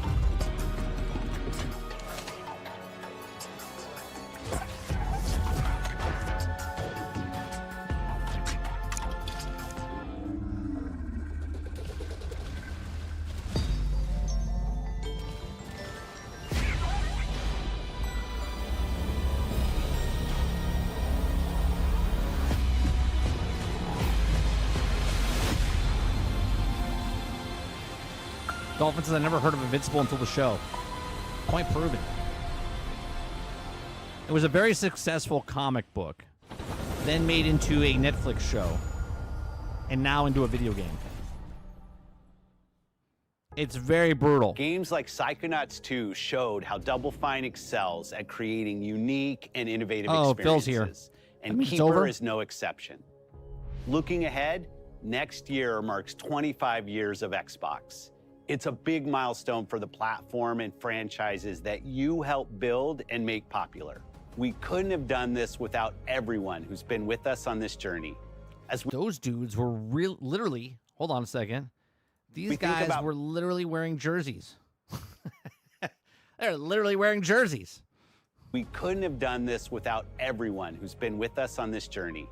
As we think about bringing a new generation of players to these iconic franchises, I'm excited to share that players will get to celebrate 25 years of Xbox with a new Fable, the next Forza, Gears of War E-Day, and the return of a classic that's been with us since the beginning. Today, you've seen an incredible range of games from creators across the globe. He is slimmed down, man. And I don't think in a bad way either. Like, he's lost weight in a healthy way. Creators like In Exile, reaching for new heights with Clockwork Revolution. Sluggerfly, making Team Meat's modern classic platformer into 3D. Square Enix, bringing more of the critically acclaimed Final Fantasy franchise to our players. And Team Ninja, returning to the beloved series they debuted on Xbox. You've also seen the next Xbox hardware release, our Xbox... Don't drop it, Phil. It's the only one in existence. Ally handheld, which lets you bring your Xbox experience and your library with you anywhere. I hope you enjoyed the breadth and depth of the games, updates, and experiences that are coming to Xbox from our partners and our own creative teams. We're seeing more players on our platform and in our games than ever, thanks to all of you. We're proud of the creativity that Obsidian is delivering this year. Immediately after Showcase, our Direct begins, where you'll go inside the studio for an extended look at The Outer Worlds 2 and Grounded 2. Yeah, we'll watch that. Thanks for joining us today. But before we get into the Direct, we have a final world premiere. Enjoy.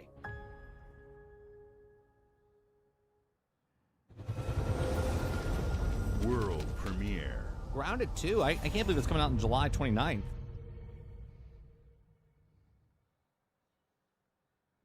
It was him who leaked the dirty screen. Welcome to the Guild. We have been expecting you. Please, follow me. You already know us as a global tech leader. Our software, our systems, combined with our skilled team, is designed to save lives. Your years of service have shown you the importance of our work. Here, you'll witness Oh, it's Save the Cheerleader, Save the World. in action. I forget the actor's name. Introduce you to our esteemed visionary. It's David something, isn't it? Something like that. For too long. And again, another actor who's male who looks like his face was scanned into a game. We have been bound by outdated systems, accepting limitations instead of redefining them. The Guild is safeguarding tomorrow, now. We are pioneering the future of protection worldwide. Our advancements are designed to elevate everyday life, reshaping the future of technology on a global scale. The hell?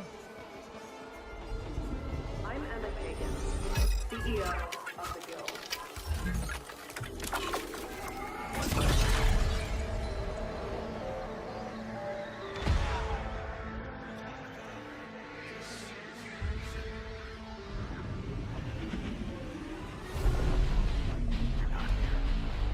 This is Inception?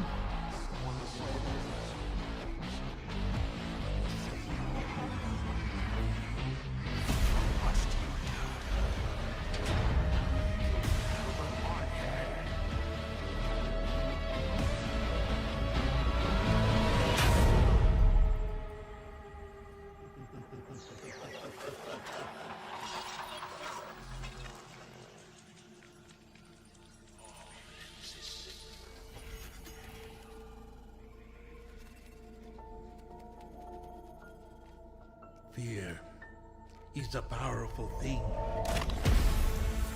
David Mason. Menendez.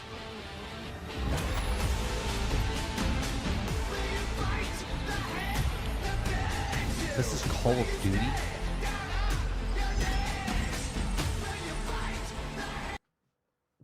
What has happened? What has happened to Call of Duty?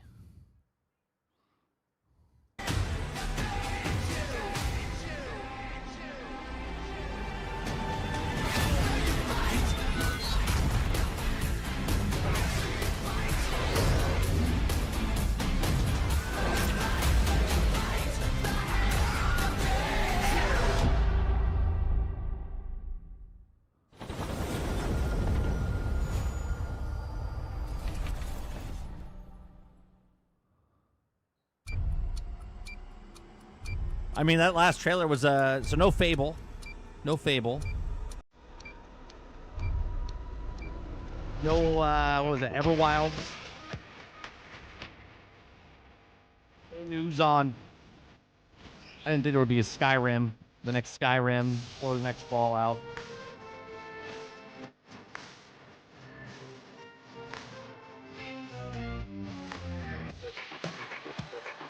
Aki with the $2 super chat says, but 30, they're using Battlefield colors now. Yeah, you could have told me that was Battlefield, and I would have been like, okay. Earlier this year, and now ending Ron says no Redfall 2. And what better way to cap this entire Call of year Mind's than Eye. by doing what our studio does best: sequels. That's where I come in. You can get out of here, Fergus. Thank you so much. No, you're doing great. You nailed it. The sequel is the lifeblood of every great franchise. Think about it. The original creates the world and builds fandom, but the sequel, that's what makes it worth remembering. No sequel, no hoverboard. No sequel, no dual SMGs. No sequel, no raccoon tail. No sequel, no Zune 2. Which doesn't really exist, but I wish it had. Zune 2? There was a Zune 2. I'm Mark, the head of sequels here at Obsidian. Was there a Zune 2? And I have sequelized everything. Blockbuster movies to AAA video games to my first marriage. So trust me, I know what I'm doing. Come along on this journey with me. Part 2.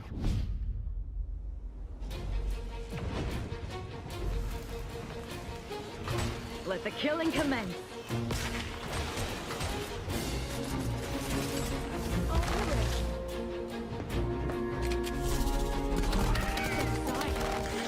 Yes, there was. Yeah, I don't remember. I didn't own a Zune 1 though, so it's okay.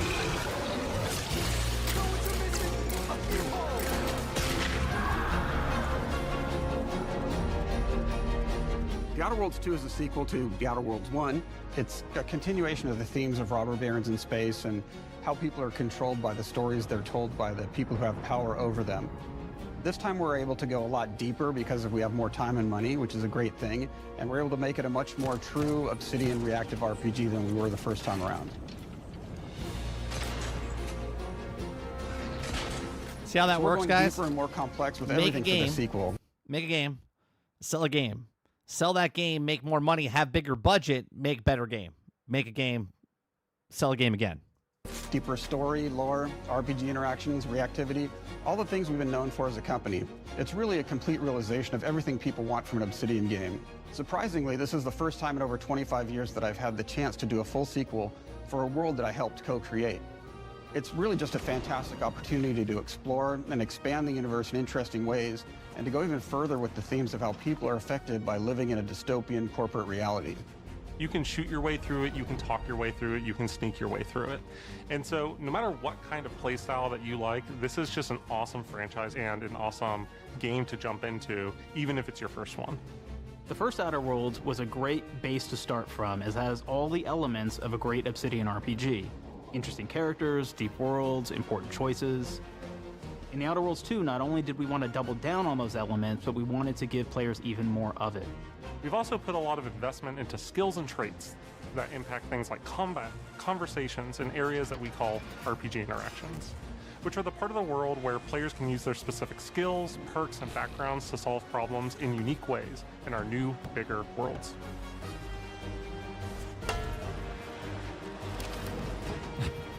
I love a deep RPG experience, and building out that RPG crunchiness for our players was at the forefront of what we set out to create. We prioritize those deeper RPG options with different character builds and combos so players can express their role-playing power fantasies. We also have different equipment options for different playstyles and different companions with different abilities.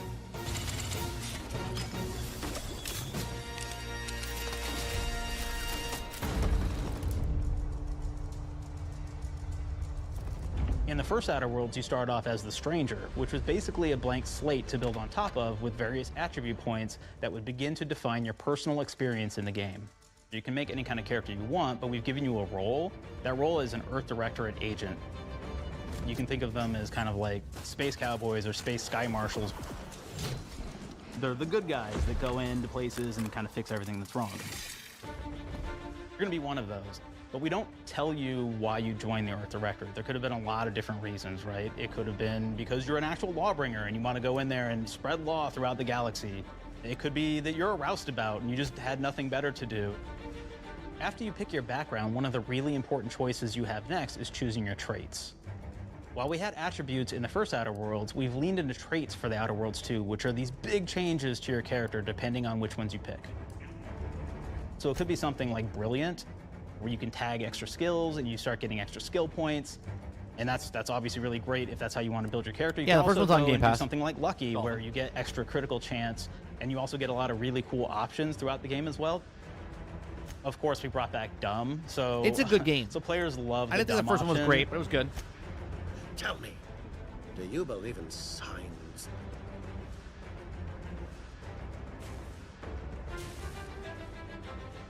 Not quite what I meant, but I like It'll be interesting to see because they even said they have more money now and more budget where they can make the game they wanted to make where they couldn't make it before. Lots of really cool, fun conversation options. You gotta remember, Outer Worlds, even further. And Obsidian again, wasn't with lots of Xbox in the game when they where made you Outer could Worlds. Be dumb and use that for something. Could be that was before something Xbox as simple bought as them. banging on a machine to get it to work.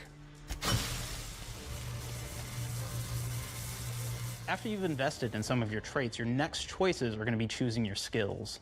The skills themselves basically allow you to build on your playstyle and what your character is doing in the game.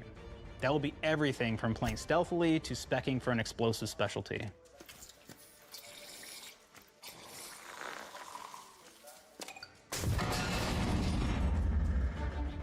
Throughout your entire journey, your character continues to change with the different choices you make. In the Outer Worlds 1, actually had more skills than we have, so we condensed them down to really the core and essence of what we really wanted there. But we made each point that you put into a skill much more impactful. So instead of getting small percentage changes, we actually did much larger changes per point that you put into each skill. And again, all these things, because of how they're checked inside the world itself, can matter quite a bit. You know, just even having one additional skill point in something can open up a lot more options in the world itself. If anybody's played Fallout New Vegas, they'll be very familiar with like the perk system. We basically borrowed that, but went even grander. We actually have more perks than Fallout New Vegas did. But here's the cool thing, right? We check and use perks for literally everything, right? So you can do everything from, hey, I want to make a stealthy build that steals stuff and is really good at that. Okay, great. Well, you can take maybe the pickpocketing perk. So that's not available to everybody, but if you select the sad part is, now you can actually go around and steal things out of people's pockets. I think this game has a better opportunity. I mean, obviously, I don't want to do a comparison one-to-one, but this game could be a potential better RPG Where say you're a than what melee Starfield person. was. What this does is Or now want it your to be. power attacks You know that what I you mean? use actually knock people down. Oh man, I really like the serial killer perk. As you start killing people, they will drop hearts. And you can take those hearts, and essentially you're taking these trophies, you could say, and it's actually giving you a permanent health bonus every time you do it. We have this perk called Assassin. Now this is an I early game haven't perk played that you Feels can Good, man. take, I haven't played a Metal which Gear every Solid time you game self-attack an enemy, you're actually going to get a movement It's gotta be bonus for a certain amount of 25, time. 30 years. I haven't played any of the new ones. Not that I don't like them, I'm just not interested in them. I played all the old ones when they were on like the Nintendo and stuff. Flaws were a system that everybody loved from the first game, but we wanted to make it more Splinter Cell I personal to the loved. player. We wanted it to really Splinter reflect Cell I how loved. you were playing the game and give you a bonus that you actually wanted to really engage with. With the flaw system returning, we knew we needed to go bigger, better, and more real than ever before. So, we turned to the team. I told them, no bad ideas. Give me what you got. Okay, we need more flaws. We need them to be real. I want to put them in the game, so give me something. Inspiration. What's wrong with you? Oh, I have bad knees. You got bad knees? I They like hurt when you walk a Siphon lot? Filter So back you in the walk too much, they day. hurt? No cartilage. I like Splinter Sounds Cell. boring. Makes you sound like a boring person, but it's in the game. I know it. It's a good flaw. What about you? I like to take small things sometimes. So you're stealing. No, I'm taking. When do you give them back? I don't. Claire. Claire, you shouldn't be stealing. What are you doing? You shouldn't be stealing, Claire. Tiny crimes. Tiny crimes? Do you hear the second Tiny part, though? It's a crime. crimes. Well, You're stealing. Claire, that's wrong. You can't steal things, okay?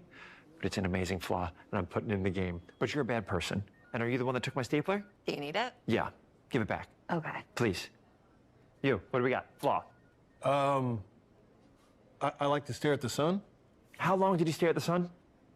Just lunch break. An hour? Oh, I only get 30. You guys get an hour? I get an hour. Maybe an hour. Oh. Makes me feel energized. How many fingers am I holding up? 3? No. Anything else? We'll put it in the game. We'll put it in the game because I feel bad for you. Anything else? One of my favorite flaws is something called bad knees. It will actually give you the option to take this flaw that'll make it so that you move faster throughout the game. But the problem is, anytime you stand up, your knees are going to make a loud popping noise that makes it so that, well, everyone around you is going to hear you. That's funny. There's one called That's funny. Kleptomaniac. This is really interesting because what it does is when you steal something, So you can wait, actually that's sell me it in for real more life. bits than normal, and like that sounds really great. That's me in real the life. drawback is You're just playing the sometimes whole when you're game looking squatting. At things in the world that are owned by somebody else, you'll automatically steal them. So you have to be very careful about how you use them. One of our more wacky perks is the Sun Gazer Flaw, and it just gives everyone cataracts while playing their game. So everything becomes like light shafts and blooms and hazes, and makes the game pretty unplayable if you happen to choose that perk. How old is this character? He If could you be happen to be the 47. type of player that habitually reloads your weapons like I do, well, you'll be offered the flaw of over-prepared. Now, you'll get larger magazine sizes on all of your weapons, but if you ever fully empty your magazine, you're gonna take a debuff for a while. While we support options like being a gunslinger who wants to key into destructive weapons, or a rogue who wants to alpha strike their enemies before they know what hit them, we also allow for a lot of fun and experimental builds. You can be a mad scientist who utilizes gadgets and wacky science weapons and armors. This looks good. Or even a psychopath who gains permanent bonuses to health by murdering their friends. Nothing shows the impact of these character You get health bonuses by murdering friends. Got it. build options better than Very specific. In my opinion, the bridge area, which has a quest you get early on in Paradise Island. Waterbird says maybe you have a. Waterbird says maybe you can have a perk called Leg Day, where you can also stay in the squat position forever. And when you get up, your damn knees don't pop. This is Not Outer only do Worlds you kind of 2. encounter this very House. early, and it's a very core one to the story, but it really expresses our philosophy of allowing the player to solve problems in a bunch of ways. So you may solve it by, speech options. You may talk to them and maybe have to go do a quest for them and really kind of prove that you're a friend of the Protectorate to get by. I may have need of your help, stranger, if you are ready to seize an opportunity to show fealty to the Protectorate. You could go guns blazing, and you could just take everyone out inside the POI, lower the bridge itself, and kind of get across.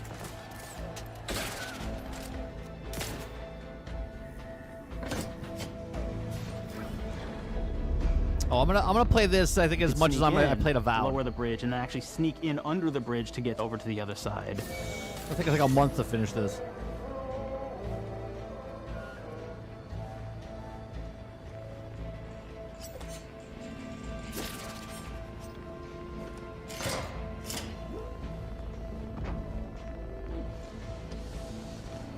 I'm gonna have a blast playing Dune right now. Dune Awakening right now. Bypass the bridge entirely if you found like certain gadgets, like the shield gadget that protects you from poison gas as you go across, or the double jump boots, which kind of allow you to jump across the chasm. This looks much better way. than the last one. There's even a really kind of messed up way, right? Which is players can actually sacrifice one of their companions. The companion who they just found is part of. We're no different than the Vrees if we start tossing our own to the Raps. I sure as law ain't gonna follow someone who can't see the wrong in it. I must admit I'm surprised we could come to an understanding, but I thank you for your loyalty, stranger. As promised, I think that's you cool. shall The have way that clearance if to you want to cross play, this you can bridge. play where you just talk your way out of shit. It's such a fun quest, but again, can it sneak really around, showcases that we guns want you to be able to blazing. solve this in whatever way you want to. When you build your character your way, we're there for you. We really want you to have the experience that you want to have out of this. I hope it's true though. I hope when you make a choice, it actually affects the choice, like a Baldur's Gate 3 type of thing.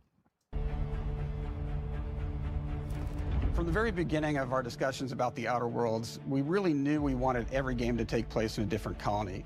This lets us expand on all aspects of the universe. Every colony can be its own thing with its own flavor, and we can center them around anything we want. Any ideas or setting we're interested in.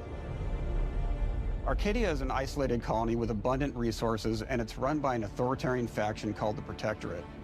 Their dictatorship is thematically based around the question of how much freedom people will give up for security and luxury. For Protectorate subjects, unfortunately, that answer is everything. The Protectorate is also incredibly wealthy because it was founded by the inventor of the skip drives, which are the Outer World's faster-than-light engines. But those skip drives are starting to cause rifts in space-time, which are cutting off all the other colonies on Earth from being able to trade with each other. The Order of the Ascendant is an offshoot of the Order of Scientific Inquiry from the original game, and like them are a science-based religion with the same goal of solving the universal equation, which will allow them to predict and alter the future to the benefit of all mankind. They used to be part of the Protectorate, but they split off to focus on solving the equation for the good of everyone, not as a way to simply control the masses. The player's been sent to Arcadia as an Earth Directorate agent to find out how the skip drives are causing the rifts and what can be done to stop them. I still have a stiff neck from this weekend at the hotel. The fucking pillow sucked balls, and I didn't bring my pillow. And my neck is still super stiff. Is that a perk? Is that a perk in the game? Stiff neck? Factions have their own solutions to the rift problem and their own goals. The Protectorate wants to close them to protect their legacy as the inventor of the drives and their wealth. The Order wants to close them not only for the good of everyone, but also because they're complicating the math they're using to solve the universal equation. And Antes just wants to be able to open and close them at will to control all the trade routes between the colonies. In addition to expanding the themes and lore of the Outer Worlds, we're also expanding the humor, so each faction has its own flavor of absurdity. Anti's Choice is a merger between Anti-Cleo and Spacer's Choice from the original game.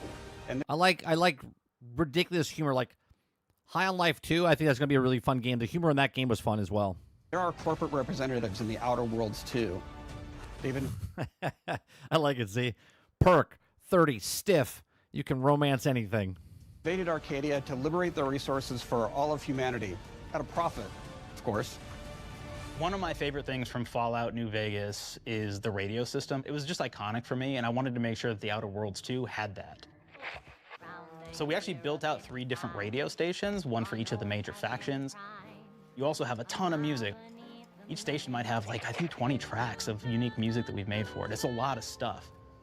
But the really cool part about this entire thing is that we actually put a lot of reactivity into the radio. So it will respond to the things that are going on around the world that you've been interacting with. So if you go into a location, let's say you solve a problem for the Protectorate folks, if you listen to the Protectorate radio station, they're going to be cheering you on as a hero. Okay. Wonderful news, everyone. The Zeranium gas leaks at the auto That's been in other games before, which is a good, nice add-on. neck repair facility. I mean, hell, Grand Theft Auto did that. Caused by Auntie's choice malefactors have been corrected. Some hotshot for hire just managed to fix the electrum leak in their repair facility. Now, I'm not saying we caused it in the first place, but we sure like the idea of all those broken auto mechanicals and all the excessive gasping and choking involved. The factions and companions are great examples of how we're going deeper and more complex this time around. They're integrated into the game's storyline much more than we did on the first Outer Worlds, and like with everything else in the game, they have a lot more reactivity. There are 6 companions in the Outer Worlds too. As usual, each has their own quest lines, but this time they are also connected to a different faction and have character arcs that the player can affect through their choices. Your first companion is Niles. He's another Earth Directorate agent like you, and he's looking for your help to decide whether he wants to become an even better agent or to turn his back on the Earth Directorate completely. There's also a somewhat cute automech support drone that is basically Niles' helper. Her name is Val. Marisol is part of the Order of the Ascendant, and she's an aging but still deadly assassin. That's right, she's a deadly mathematician who may or may not have some unfinished business to attend to with the A deadly mathematician. Those are the worst. Player's help. There's also a cultist named Azza who is part of a sub-faction that worships the rifts, and in her case, violence in general. You can choose to either turn her away from overt violence or support her chaotic and dangerous tendencies. At one time, Now you push her towards more chaotic. Choice had a program to graft soldiers with animal parts to make them more formidable. Unfortunately, it didn't quite work, and most of them are now dead. There's a combat medic who survived, however, named Inez, and she wants the player to help her fix her graft, among other things. Finally, there's Tristan. He's a protected arbiter who is judge, jury, and executioner all rolled into one heavily armored package. It is your choice to either help him judge wrongdoers or show him what true justice looks like. We definitely have reactivity in the game based on how you've been treating your companions. I won't reveal the end of the game, but let's say if you have not been treating them well, you will find out at the end of the game what that means. Companions are a very, It means we get a gun to the head. That's what it means. very important part of merchandising, because that's the real beauty of the sequel. We're talking merch, baby. It is the lifeblood. It is what fuels us. Do you want to see some of my ideas? Hop, hop. Check this out. Gen Alpha loves body pillows, especially ones that look like human beings for some reason, right? Who needs a You guys are sleeping with a body pillow. Yeah, and you have a chick on there. Well, we know what you're using it for. significant other when you could have a knife-wielding space psycho up in your sheets, huh? What do they do with them when they get them, huh? Maybe a little napping, maybe a little snuggling, maybe a little... Yeah, I think that's what they're using it for. I think that's what you're using it for. Nah. The visuals of the first Outer Worlds depicted a frontier colony in space. The Outer Worlds 2 is driven by an invasion of the Arcadia colony system by Auntie's Choice, which shifts the visuals to be more reminiscent of a World War I-like setting in space. That evolution is seen across all aspects of the game, starting with the factions. How do you militarize everything, including extreme capitalists or math-crazed scientists? In a World War I setting, war comes with propaganda. The Sovereign uses it to maintain control. Auntie's Choice uses it to help their bottom. Of course they know it's going to be used for that. Why do you make a body pillow? Why do you make it that big? Line, the Order just wants to show how it exists within the grand plan. We want players to feel like Arcadia is a living, breathing place scarred by a long-standing war. Fairfield, one of the first towns you encounter, was once under Protectorate control, but has recently been taken over by Auntie's Choice. They don't just occupy the town, they rebrand it with their signature style, repainting buildings, posting guards, and adding propaganda-based holograms featuring Anti and the Moon Man. Showing the towns evolving after the invasion helps us push immersion for our players. They are doing grounded after. One of our priorities in visually realizing the world of The Outer Worlds 2 was making sure everything is clear and recognizable from the player standpoint. We want to make sure each faction has a particular look and design. So when the player is running across these vast, different environments and landscapes, they're recognizing the motifs and visuals of who they're talking to, what they're going to be talking about, and how that progresses throughout the story. The first Outer Worlds was really about player. Sure, Aku. If you just have a regular pillow where it's a body pillow, but if you have a body pillow with a person of a hot chick on it or something, I'm just saying. Interfacing with corporations. And while we have that in The Outer Worlds 2, we really want to express not just the corporations, but how the player interacts with other facets of the world, like government entities or religious structures. And then we elaborate on those. With larger environments, we wanted to encourage exploration by improving player mobility across the board. Now you can run, slide, double jump, mantle, and parkour your way through all of the nooks and crannies of these worlds. It really allows the player to just explore and have fun finding really cool stuff.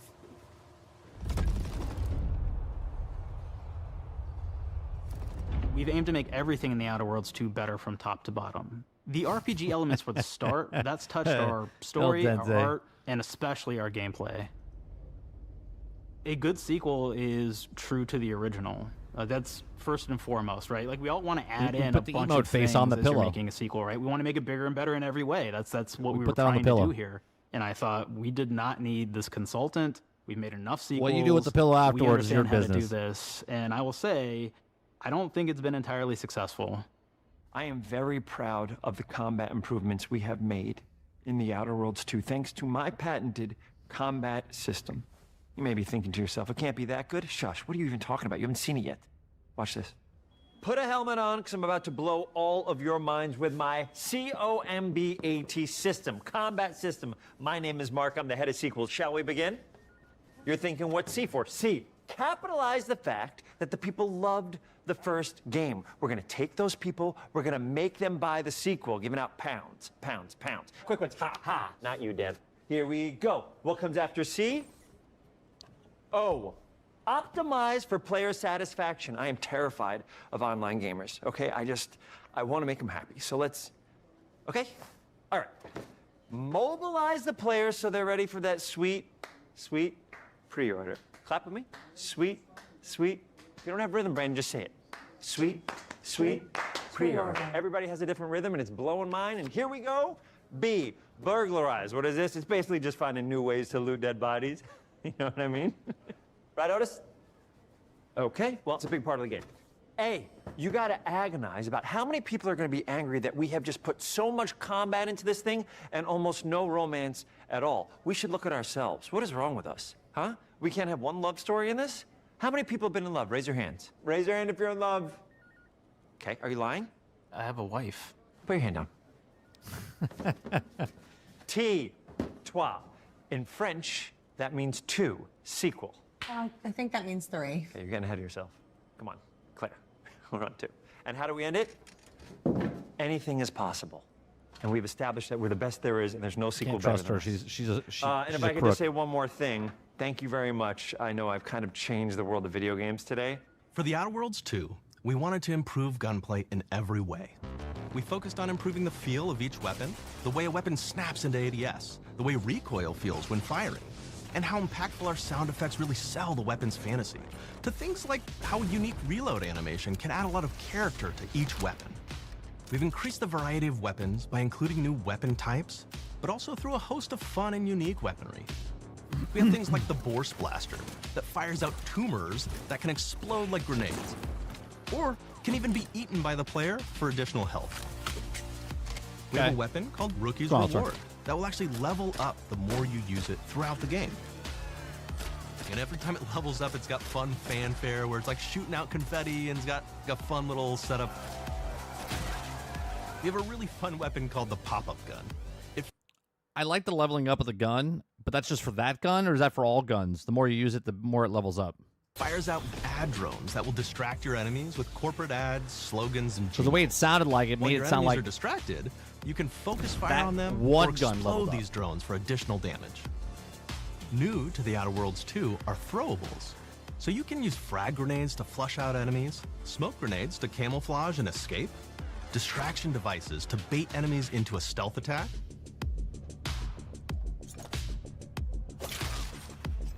and even science grenades that will levitate enemies, allowing you to fire upon them while they float helplessly.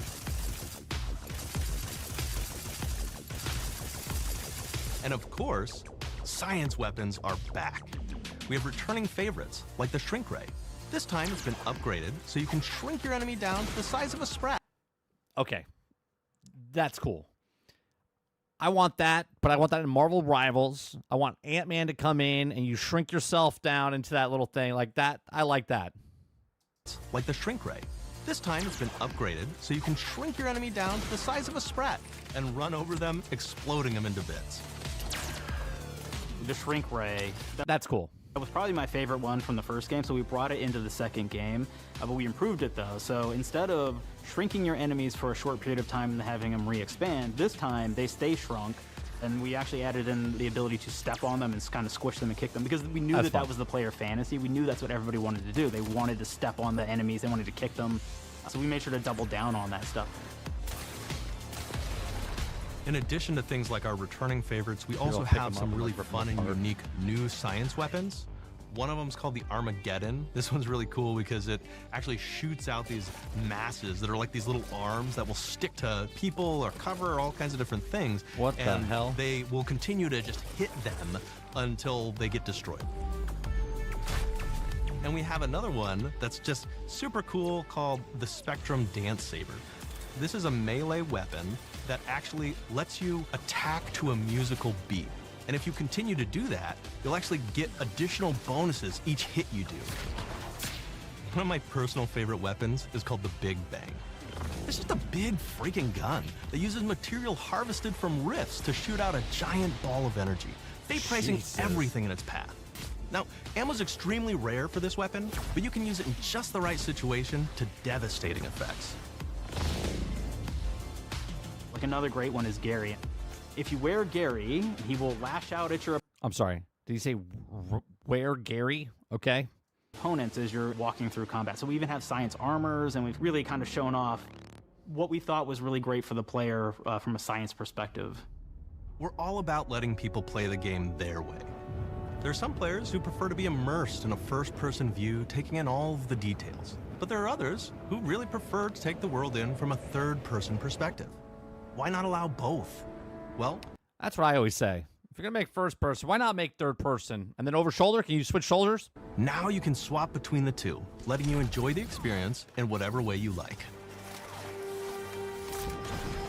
One of the things I really like about having the third-person mode is being able to see all of the fun and unique armors and armor combinations and weapons that you can equip your player with. All of the actions that you could do in first person, so you're double jumping around, you get to see your character in that way, and you get to take in the world and see things in a different light.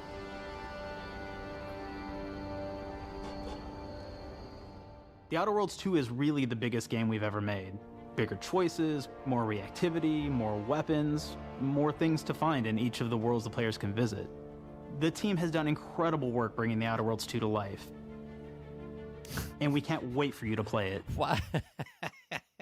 Why would they show this clip? Work bringing the Outer Worlds 2 to life. About a guy pissing in a toilet. And we can't wait for you to play it. Even though we've always been a multi-project studio, this is going to be the first time we've ever released 3 games in 1 year. It feels amazing to do. We're so excited for more people to be playing our games. It is truly an exciting time here at Obsidian.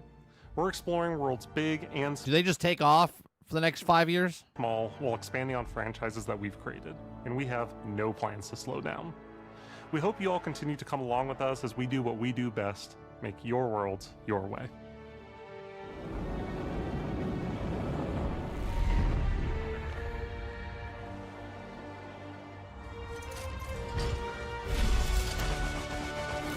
Here's one thing they're doing good with this game.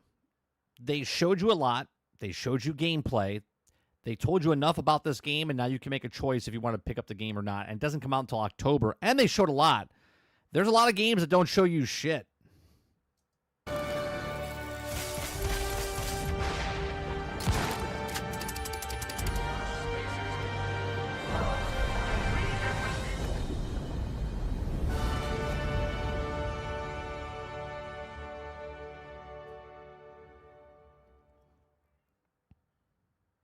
With The Outer Worlds 2, we're all about the best place to play, which is also the promise of Xbox. You can play The Outer Worlds 2 on this Xbox, but it may be hard to play it when you're staring at all these beautiful holes. Let's cut that. What? You can play The Outer Worlds 2 on this Xbox. Oh yeah, now that's Microsoft. Or you can take a phone call on this Xbox, then play The Outer Worlds 2 right after. Excuse me, I'm getting a call. Hello? What am I doing? I'm playing The Outer Worlds. Hello? Yeah, this is Mark. I didn't know I had jury duty today. You could play The Outer Worlds 2 on this Xbox, but it takes 2 people to lug around safely. We're gonna go up to my apartment, okay? And this is an Xbox you actually wear that also plays The Outer Worlds 2. What do you think, Claire? This is amazing. Are you playing? I think so. Fantastic. So now this is actually not an Xbox, so you cannot play The Outer Worlds 2 on it. Can't play anything on this. I guess bread. You ever play bread where you take it out of one slot, put it in the other? No. I don't have friends. If you pre-order the premium edition now, you'll get early access, which is like a prequel to the sequel, or is launch the sequel to the pre-order, or like, why are any of us alive at any time? It doesn't matter. Either way, my job here is done. It's time for the Grounded 2 portion of the Direct, which is sort of like the sequel to the Outer Worlds 2 portion of the Direct, which I absolutely just hit a home run with. You know, it's really nice to see my influence go on to other games. Take it away, team.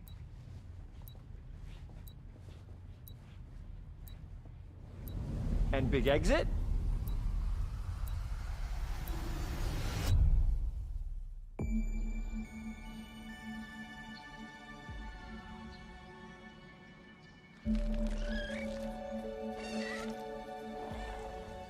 We're so proud of Grounded. What started as a small passion project to make a quirky game where you're shrunk down to the size of an ant, trying to survive in a backyard, grew into something way bigger than we ever imagined. Over 25 million of you jumped in, explored, built, crafted, and fought off giant bugs together. Y'all helped make the entire experience very special to us. The team's been cooking up a ton for Grounded 2, and we're so excited to talk about it. I had to grease some palms to steal a bit of time from the Direct to give you a deeper look.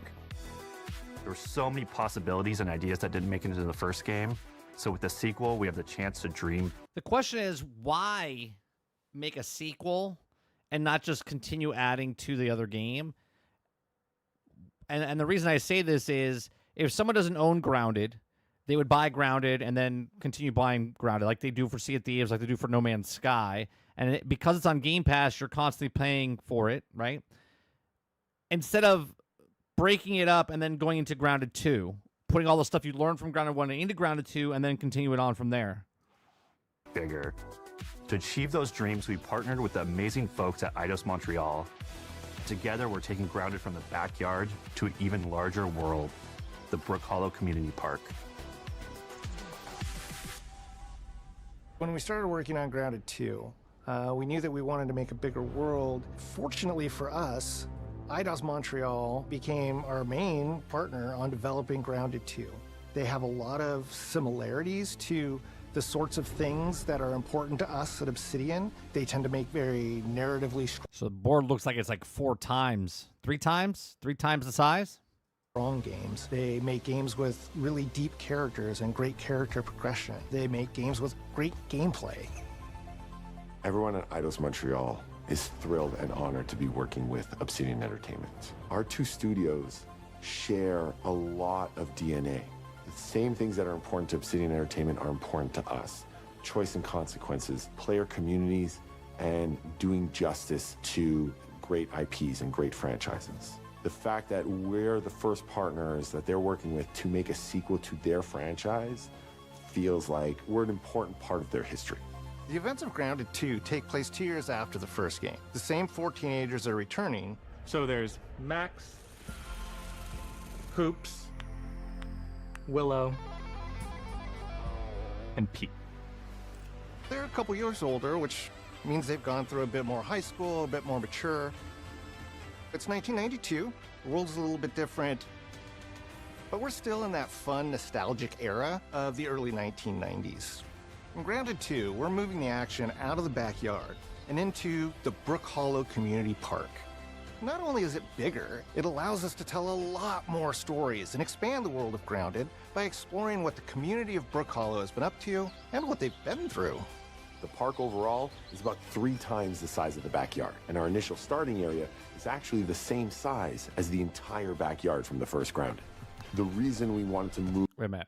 I gotta hear that again. Park overall is about 3 times... I was right. 3 times. Okay, the 3 size times of the the size. backyard, and our initial starting area is actually the same size as the entire backyard. The starting from area is the first same size as the Grounded. backyard. The reason we wanted to move into a park wasn't just to create a bigger world, but was to give us the opportunity to explore the community of Brook Hollow and what secrets have they been hiding. What we love and what we're excited about in terms of the park is the opportunity to create environments and landmarks that are mundane at normal size, but are colossal wonders when you're the size Good of place an for a ant. house. Everything from Stay a away from the garbage giant can. trash can to a community picnic table or a snack bar. All of these areas come to life in a brand new way. Part of the fun It really is a cool too concept. is that the park Honey, I was Shrunk the Kids type of evacuated thing. really quickly. Like to be in that. right When I was a kid, before- watching Honey, I Shrunk the Kids, and then they made a playground area. I think it was at Universal Studios.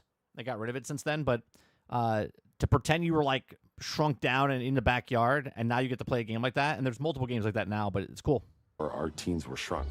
And that means that the park has been sort of turned upside down and is in a topsy-turvy state. And that leads to really fun environmental storytelling, but it also leads into the creation of amazing biomes for our characters to explore. One of my favorite examples of this is the ice cream cart. In all of the commotion, the ice cream vendor's cart has been knocked over and its contents have spilled out into the ground. So it's like a snow biome. And what this means for our young adventurers is that they'll be able to explore this frozen cave of interesting challenges and colorful Lovecraftian horror. That's cool.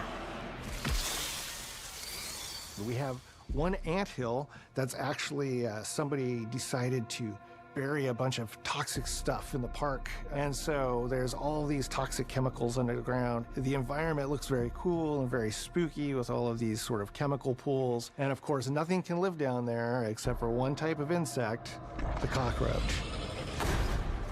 We're oftentimes reinventing environments, and in future updates, you're gonna see a ton of new stuff. You do a lot of fighting against insects of all shapes and sizes. We didn't just want it to look better, we also knew we wanted to add a new layer of strategy. The changes that we've made aren't limited to tuning animations or adjusting attack or defense numbers or making characters or insects move faster or slower. But we did all that too, but there's also an entire sort of rock, paper, scissors strategy involving light attacks, heavy attacks, and blocking. We've also added dashing as a new way to both get out of danger quickly or jump in for a quick attack. And almost all the insects in the game will have these abilities now too. Sort of like a chess match, but one that's super frenetic, looks super cool, and So now you're playing like Monster Hunter. is ultimately just a ton of fun. We're leaning into clear play styles for tanky warriors, low defense, high damage rogues, effect-wielding mages, and ranged hunters.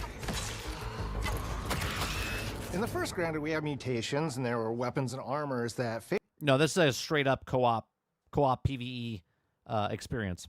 favor different play styles. In Grounded 2, not only will there be passive mutations, It wouldn't make sense why the kids would fight each other.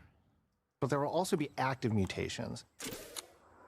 And a lot of those mutations support these archetypes. My favorite way to play pretty much any game is chasing after those game-breaking builds. And that's why I'm so excited for what we're doing with archetypes in Grounded 2.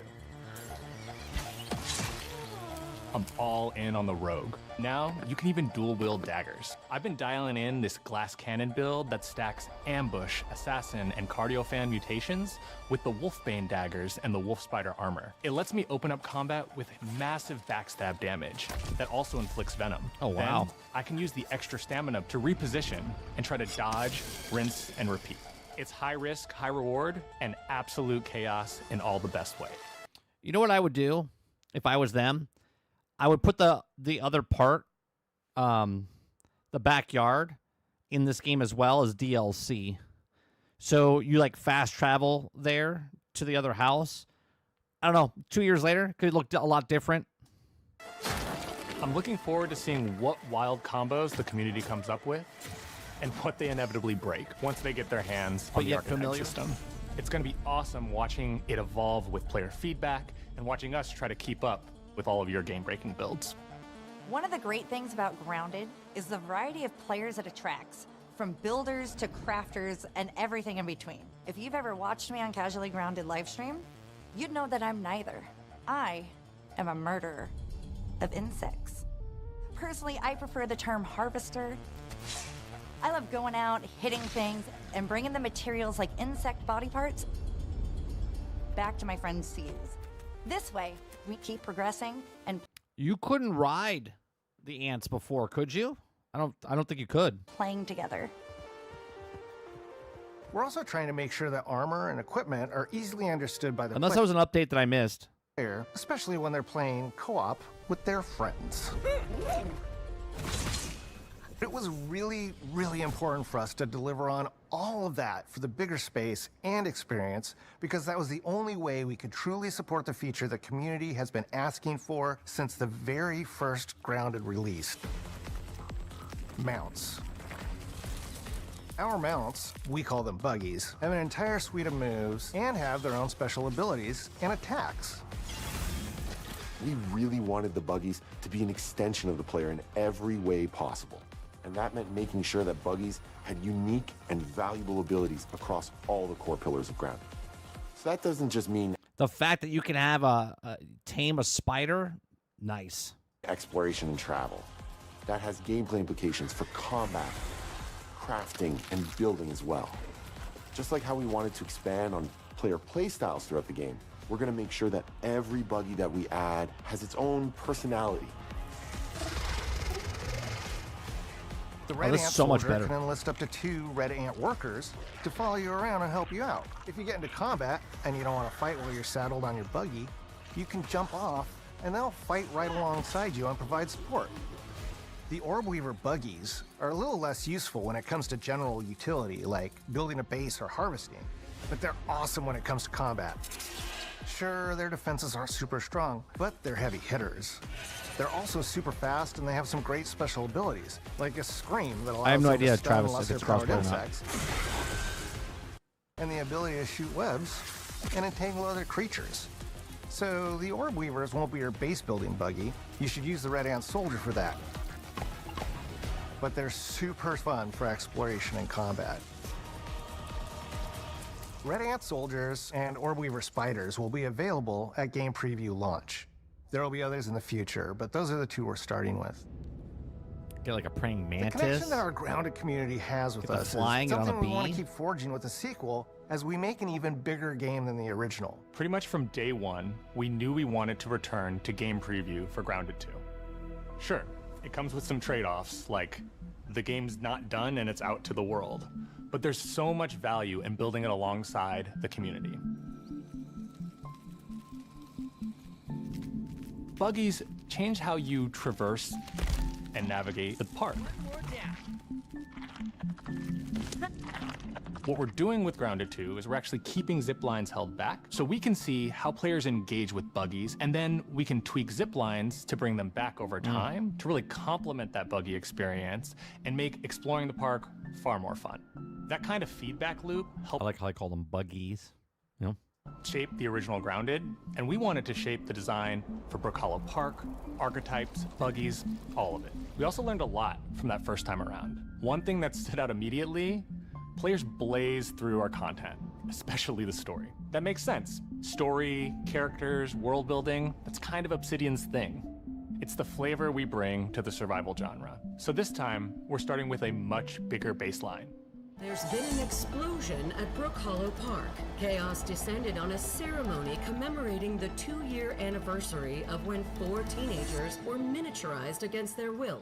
One of our favorite parts of the first game was watching the community uncover clues and spin up theories. This time around, we're leaning even more into that, and we'll be keeping a close eye on what our players discover and how they interpret it. Because you never know what might inspire us as development moves forward. We really started to hit our groove at the end of Grounded 1. We found that being open about what we were planning and then following through was key to building trust with the community. As a small team, we had to experiment with update pacing and scope, and what we found resonated the most with all of you were bigger, beefier updates, even if it took us a little longer to land. So that's the plan. Larger, more complete updates spaced out just enough so we can take your feedback seriously and make every drop count. You can expect in our big updates, new buggies, new biomes, new building pieces. I mean, a month and a half away. And we're launching with a public roadmap so everyone knows what to be excited about in the our future. favorite roadmap. All of us at Obsidian Entertainment and IDOS Montreal are super excited about how close we are to letting all of you players get shrunk a second time and explore the all-new park on buggies in Grounded 2. If you're a returning Grounded player, we're really looking forward to you experiencing all the improvements. If this is your first time getting tiny, then all I can tell you is that a world with an entirely new perspective and an entirely new feel awaits you in Brook Hollow Park. It's time to ride together and survive together. I do love my survival games.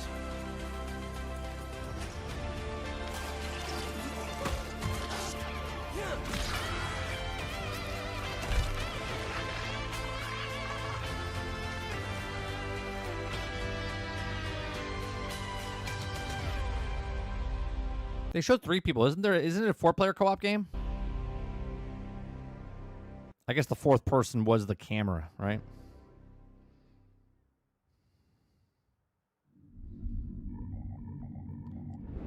So July 29th and October 29th.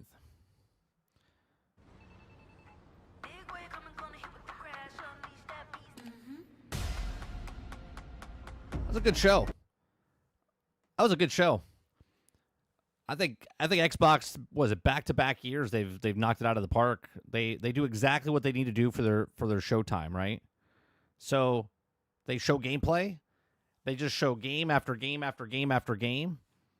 A lot of games there, man. And if you are a Game Pass member, I mean, they showed, I want to say close to $1,000 worth of games day and date that you wouldn't have to pay for if you're paying for Game Pass, which technically, if you pay $20 a month, you're paying $240. That's 3 games, right? 2 games, 3 games. Oh, 4 games. It's 4 games, right? $80 a piece, 160 is $320. Yeah, so you're getting 3 games. You're getting 3 games, right? And you're getting way more than 3 games on this. That's crazy. So let me go over here real fast and look at what they got. That's a hell of a lineup. I mean, I'm not interested in all the games, but Outer Worlds 2 I would play, so that's 1. Indiana Jones: The Great Circle, which you have to purchase the DLC, I would assume. That's 2, right? Then we got High on Life 2, which I don't have to pay for. I'm interested in that. Grounded 2, interested in that. What else we got? What was that one that looked? I got the Gears stuff. Are these all the games that are on Game Pass or no? I don't think all of these are on Game Pass. Right, so I got like 4 or 5 games. Oh, Clockwork Revolution, but that's not coming out anytime soon. Still working on it.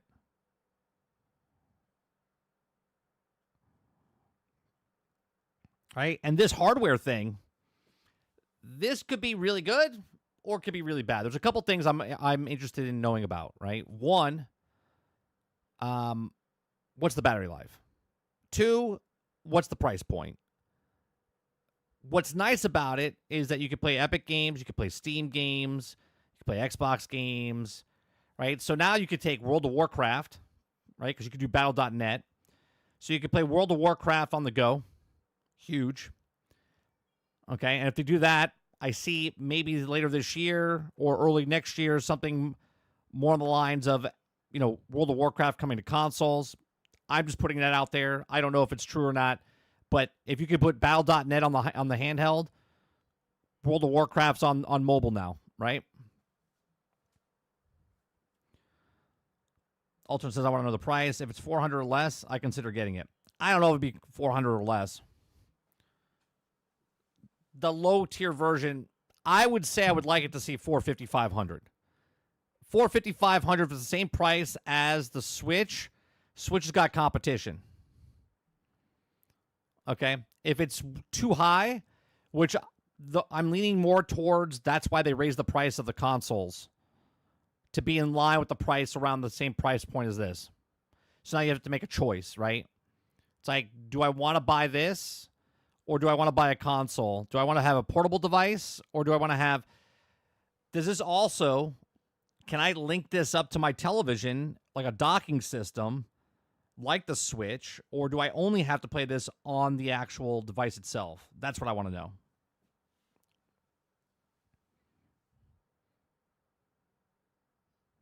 Robert Jones says, I just need to get GOG working on my Steam Deck, and I'm good. Dolphin says, current ROG Ally has multiple battery wattage options. I lower the wattage, more battery, but lower the power for graphics. Them announcing you being able to play your Xbox library on PC now has solidified me going PC and only having Nintendo for a console. So I'm not impressed by this yet, just because I don't know anything about it.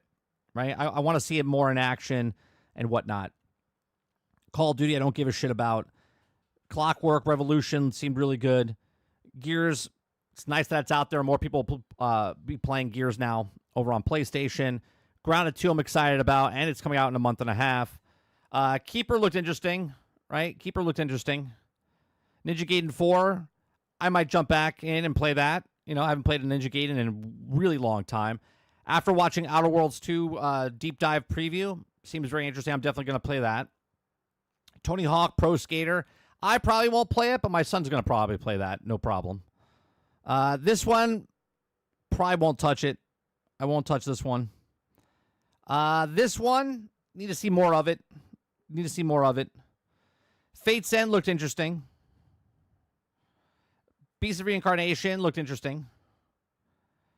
The Blood of Dawnwalker seemed interesting.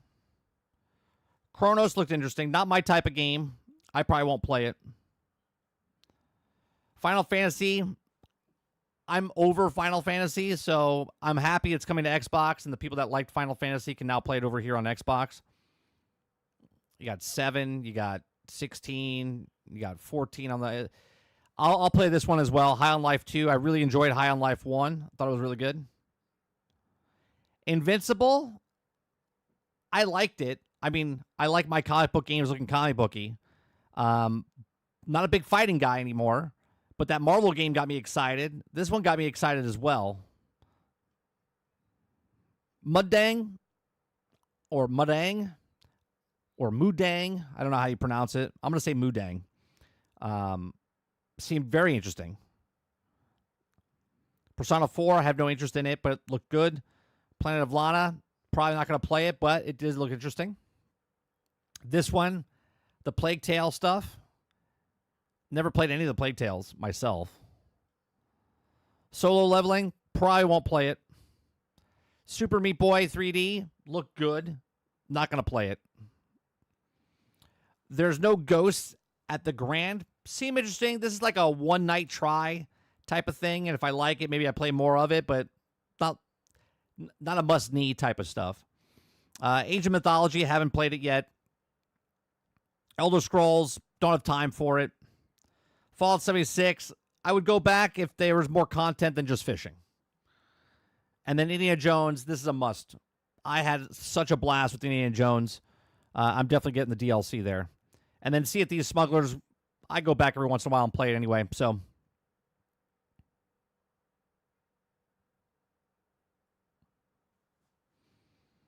And that's it. Well, that's good. All right, so we'll be back tonight for some more Dune Awakening. Having a blast with Dune Awakening.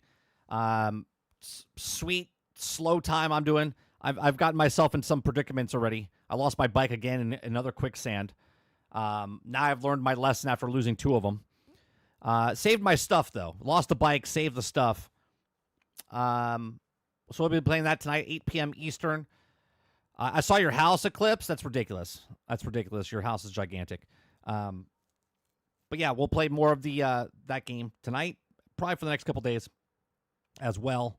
And then probably Helldivers on Wednesday with Sarge. And what else we playing? I think that's it. In the mornings, we're going to try to look at some of the PC game show. If you guys saw a game that you liked during the PC game show or anything that you think it would be cool to talk about, throw it in our Discord. I'll take a look at it, and then we'll talk about that. And we'll talk about gaming news as well. I'll be back at it tomorrow morning. So appreciate it very much. You guys have a great rest of your day, evening, or night, wherever you are. Lost 2 bikes, 30. This is why the parents did not let you have nice things. I mean, to be my defense, I was running away from a worm. I wasn't paying attention. I knew where I was on the map. I lost the bike. The worm came, just missed me. I got to the side, ran back out, grabbed my stuff before it sank. So, it is what it is. Learning experience. I'll see you guys in the next one. Thanks for hanging out. Peace.